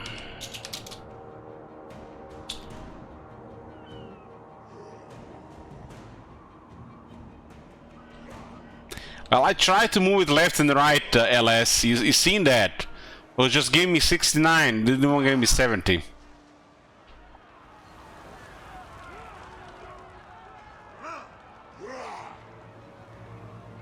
You dare. Could it have been 42, 69? What is 42?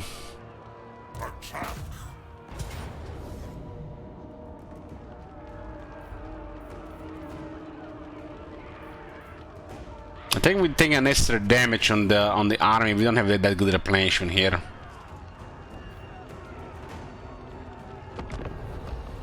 Should channel some magic too.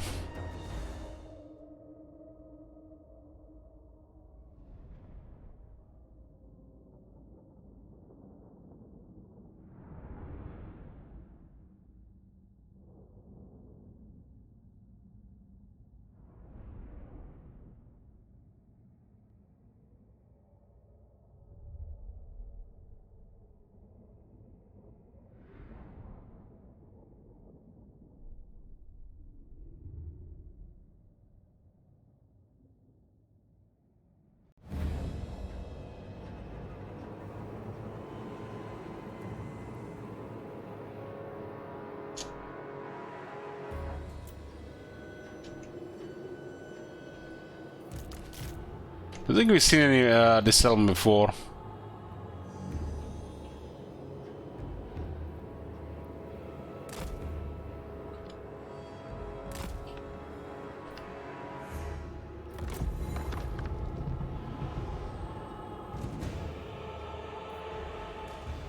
This guy has 55 missile resists.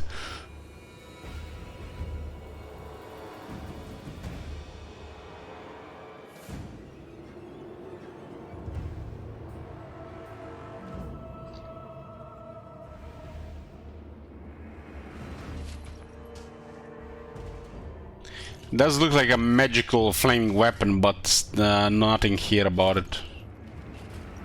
The model looks pretty good. Very detailed.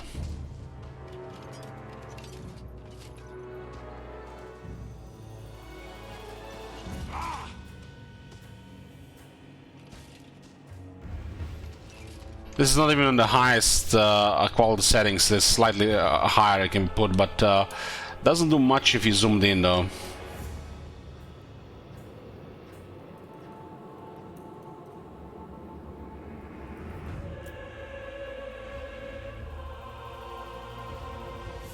Yeah, the quality and performance of the new PC is very noticeable. We got a quality increase, stream is smoother, and the game runs better. Well, there's still FPS drops on the campaign map, which is, you know, what just this with the Warhammer 3. I bring a tempest. Your will. Born to suffer. Let's breathe. All will be hell. This is interesting.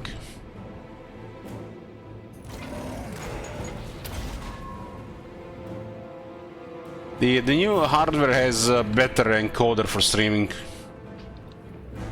Putrefaction on them. At last, carnage.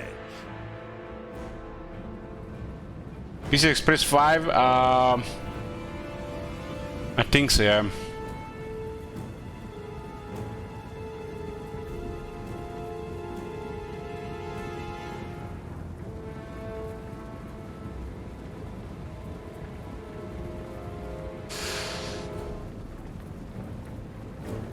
It is 5, PC Express 5.0.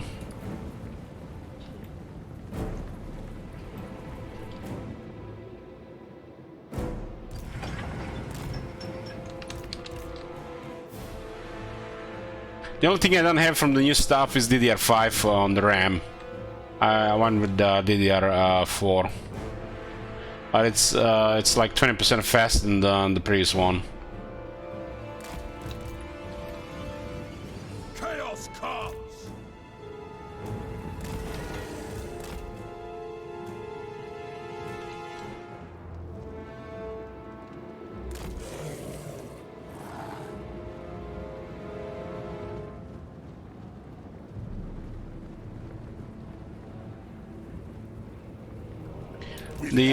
The driver that I bought was the fastest on the market, Marconos. Now that I got it, Samsung announced they're releasing even faster and the larger one. I mean, more data available, more storage. It's gonna be even faster, and it's gonna be up to 4 terabytes. That one is probably gonna cost like $600 though. This one is already still the best, I think.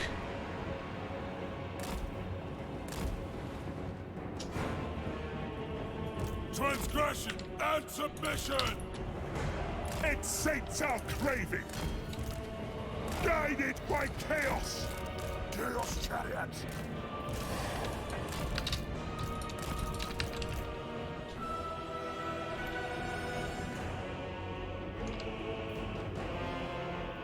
With haste!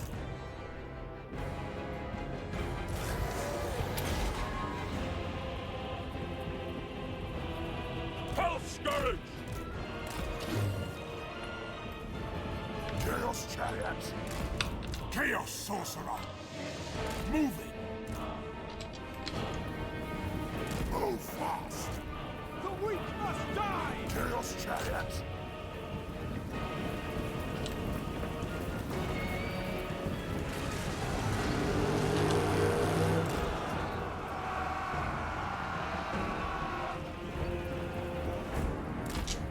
That's how you do a perfect chariot charge.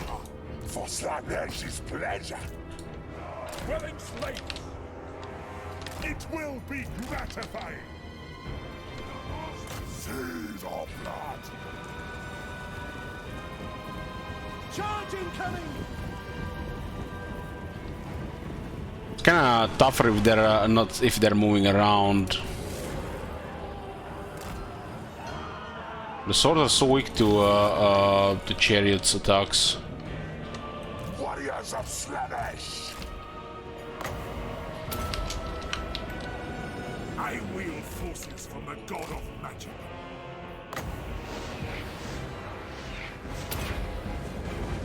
Sorceress! Slay every mortal! Drag us to the soul! They will succumb! On the hunt! Chaos Sorcerer!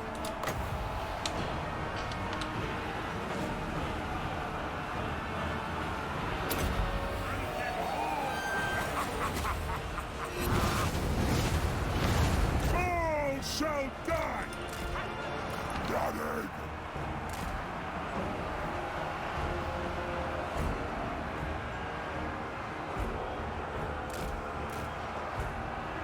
Tremble, mortals! Soul Riders! Deliver slaughter!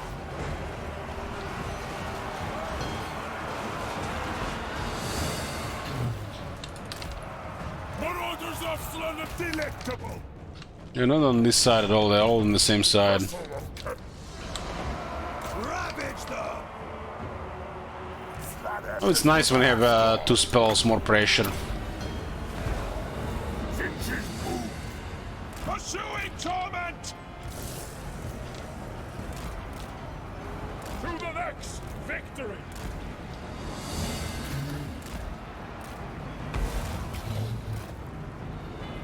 Yes? Dark Prince's Marauders!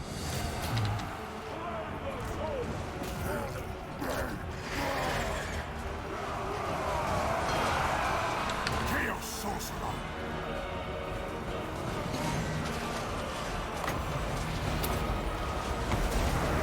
Finch's boom! Going!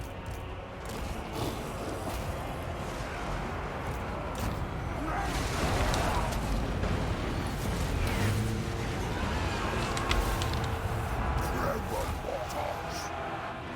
I am channeling! Let us bring about an infernal beat! Chaos! Let's spin this guy to the 6. Smoke and mirrors. Clean magic! See who wields true! Move on then! Stacking units like this is actually not ideal, because there's too many enemies in one area. Most of them will not be able to attack. There's always ways that they take more damage, because whatever they have, like they shoot, they're not gonna miss. They have explosions, gonna hurt. They got magic, is gonna hurt badly. There's a limit how many units can attack in the same area.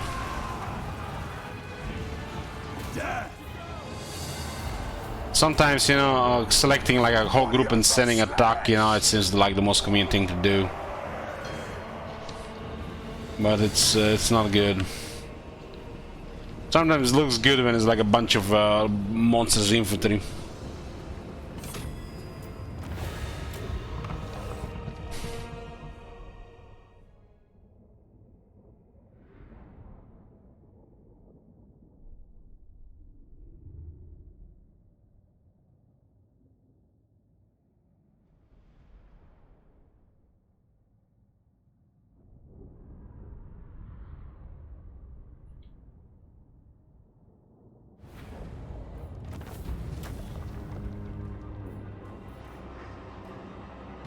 Like, these Chaos Warriors did nothing in this fight, because those units getting ahead of them.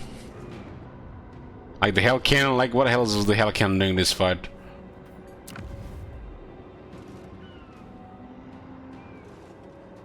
We can give this to a vassal, or we can take it ourselves. Oh, that's interesting.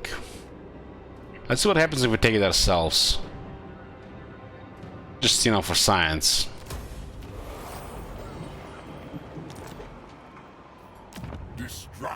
Ah, this is the Chaos Altar. Get one slot, but if it's a port, you don't get to build anything.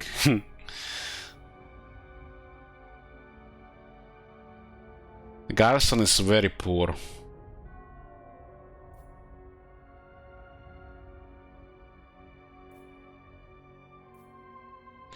Zero turns to build, huh?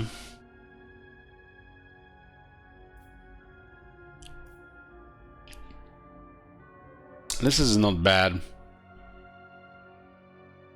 It's basically just a minor version of a minor settlement. I will acquiesce.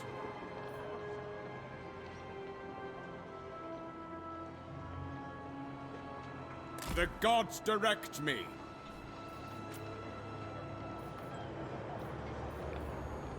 There's some units available here.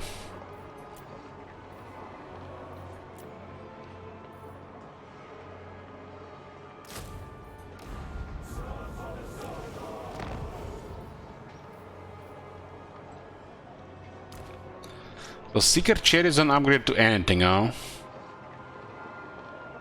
At least on this side. That's strange. No Hellflares. I guess this faction doesn't have the Hellflares.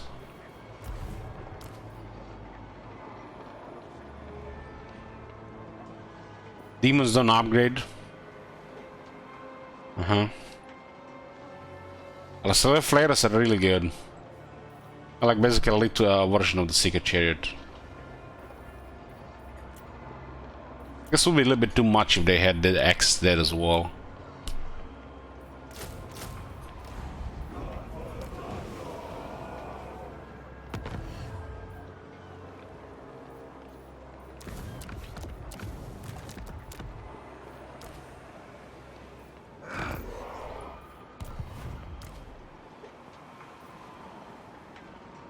Getting close to our Gore Beast.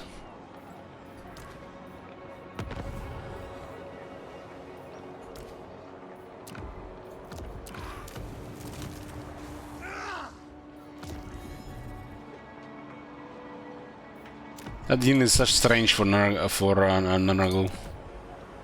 Does they have throwing axes?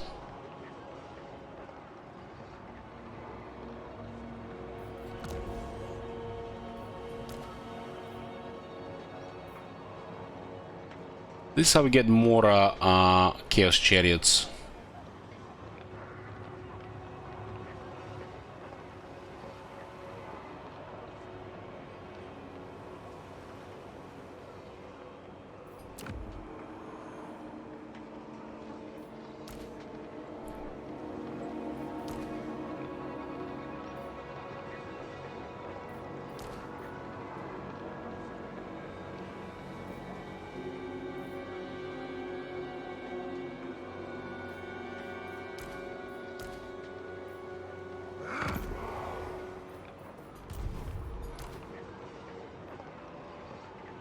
Get the magical ammunition, physical resistance, devastating flanker. Couple of range units don't hurt. Are some options and auto resolve, of course.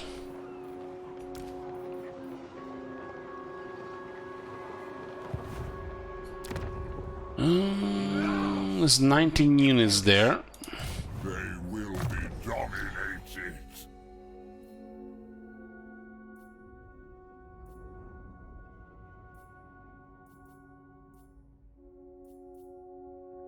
Increase experience gain plus 10% for units when fighting against Force of Order.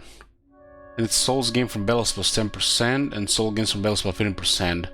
But doesn't say it's for this army.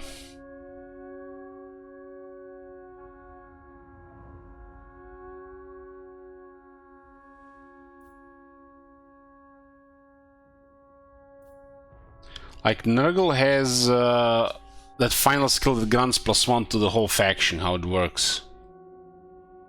I feel like every faction has one thing that works faction-wide, intended or unintended.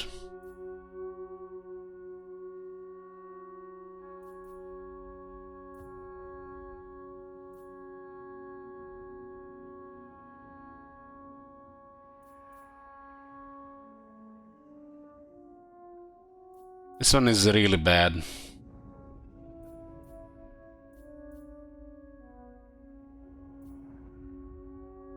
This one is not horrible, but for 3 points seems already like below average at best. Well, this one is also poor. You know how the spoiler should look? They should look plus 90% rating and plus 30% sacking. That's how a skill like this should look. Income from rating plus 90% and income from sacking settlements plus 30%. This is like trash. The rating values are so poor. The sacking settlement is also nothing special, you know, when it's relevant. You can, you know, like, wow, I sacked something for 60,000, but at the time where you sacked it, you could all had millions.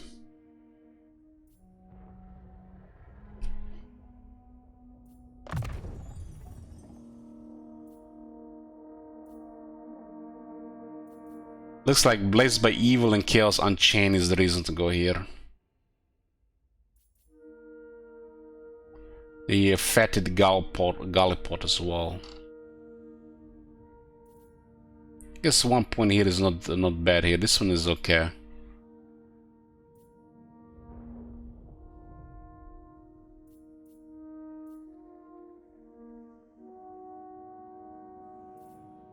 This is a very good area here. Which one of the skills here was here? A glorifying act. You have my faith. You got a commandment available now. We can spread more corruption, and it's Chaos Undivided Nostalnashi. We get more troops from this one, cheaper buildings.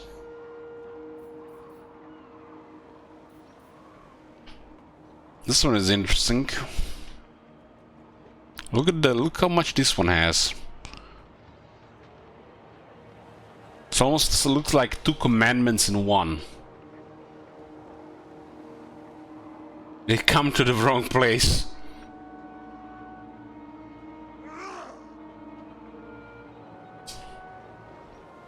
That's like a name for a commandment. They come to the wrong place. Yeah, I wanted to see what the settlement had, but it looks like we should give this to Vassal. Only the fortress of the Dark Fortresses seems to be relevant for us. Never should have come here.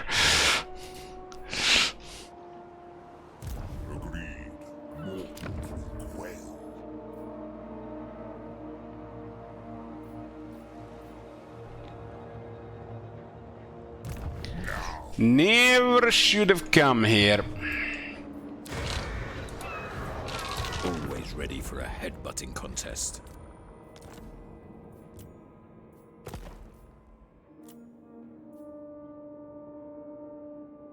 I submit. I don't know if we get any extended resources. For chaos.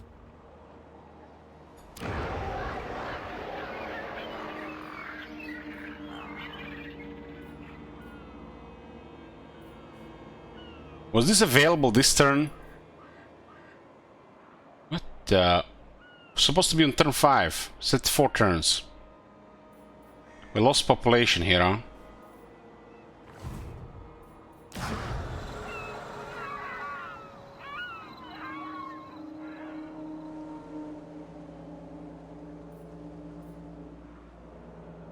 I mean, it does weaken the growth for the Force of the Damned, for the Dark Fortress.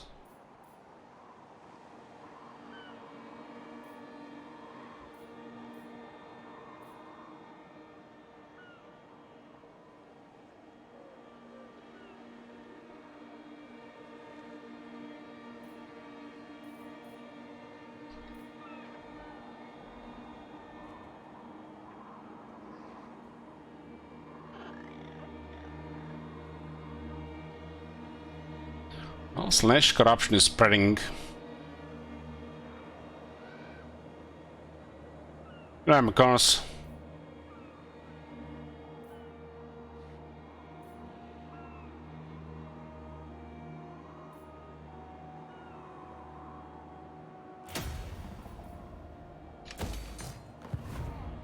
bring ruin. Are you a god?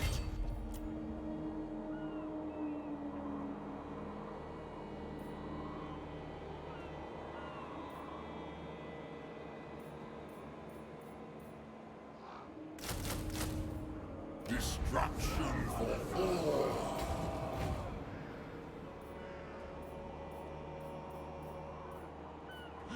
$96.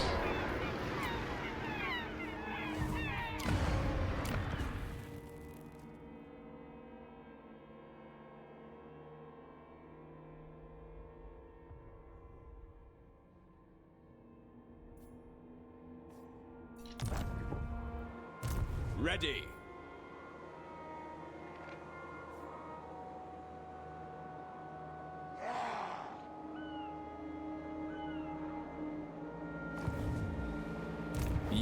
This armored unit seems like a nightmare to deal with early game. When you add into mix a couple of chariots and a hell cannon, that's like everybody's doomed in the area.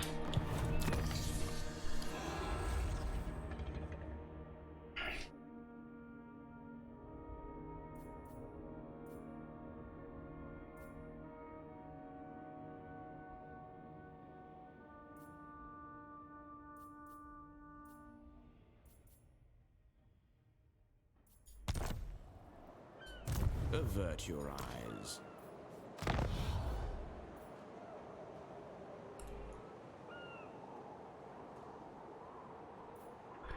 And it's such a massive damage increase becoming a chosen.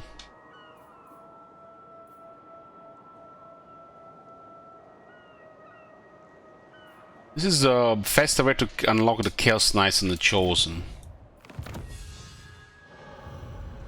We have to put our Chaos Warriors in a position where they would grind the enemy well.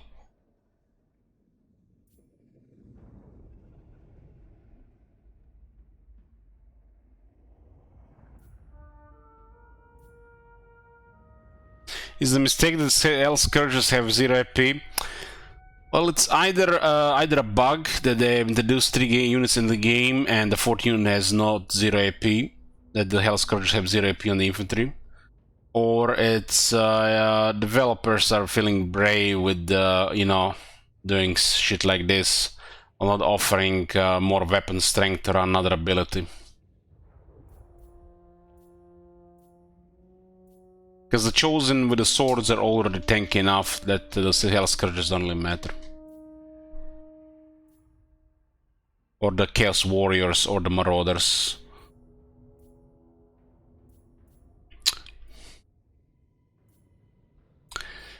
How we call this? This is Pepega design. That's an example of a Pepega design.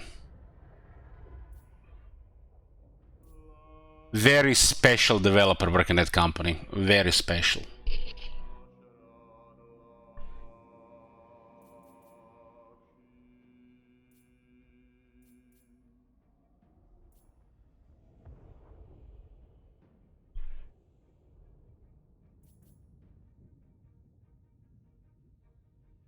This is cool. They have the same one as the Undead.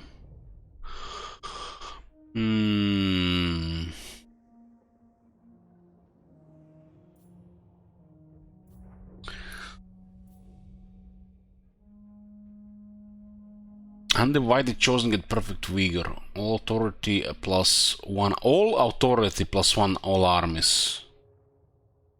That doesn't seem like it's far as well.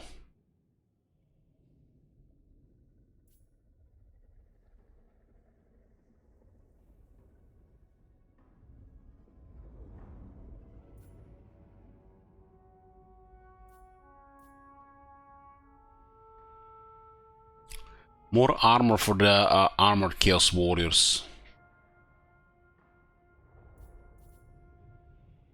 God damn, look at all this shit!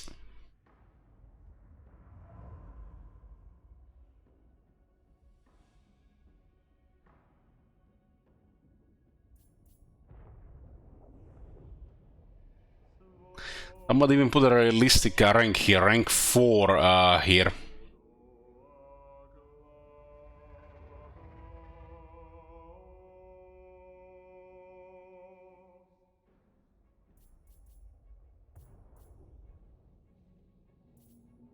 Loudness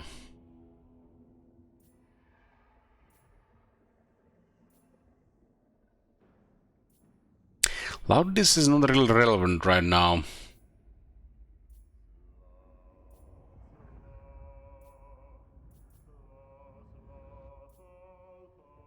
%50 ward save for Chaos Warshrine units. And then we just gave them 15% ward save, cause that's yeah, that's a technology. It's like giving here tight another 10% ward save, cause it's not tough enough.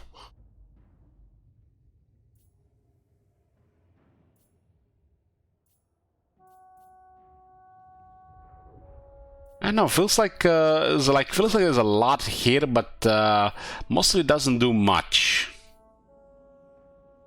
I think experience of the Chaos Warriors might be the best thing to get here. Because you do need to build up these units over time. If you don't put them in a grinder where they can grind the enemy hard, they're not gonna get good experience. Especially if you assist with magic. That is not, you know, supporting them or debuffing the enemy. So the wizard will steal the experience from them.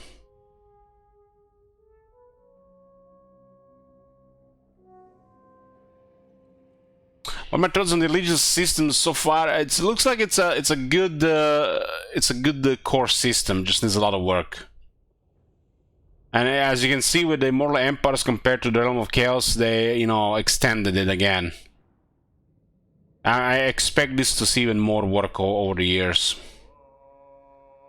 But you know, the base is there. It's like, it feels like there's like 20 systems in this game or more that has a good base, just need more work. Because they're slowly working on a lot of it. It's like what they really need is like a real team working on the game full time, and not working a little bit on everything.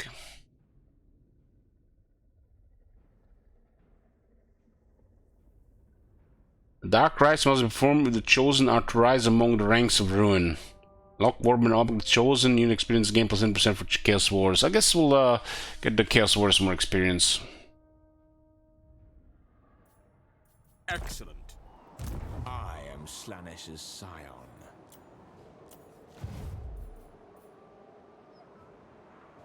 What?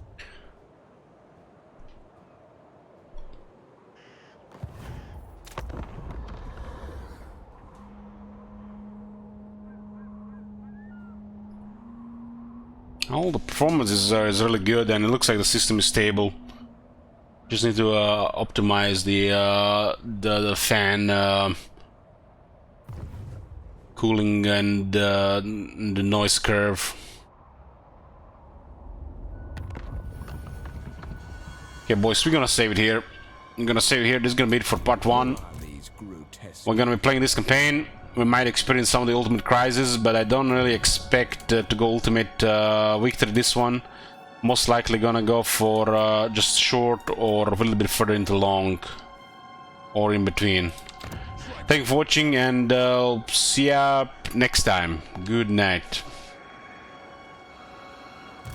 Witness my beauty. Handsome and lethal. Despoilers come. Shall we decant the wine?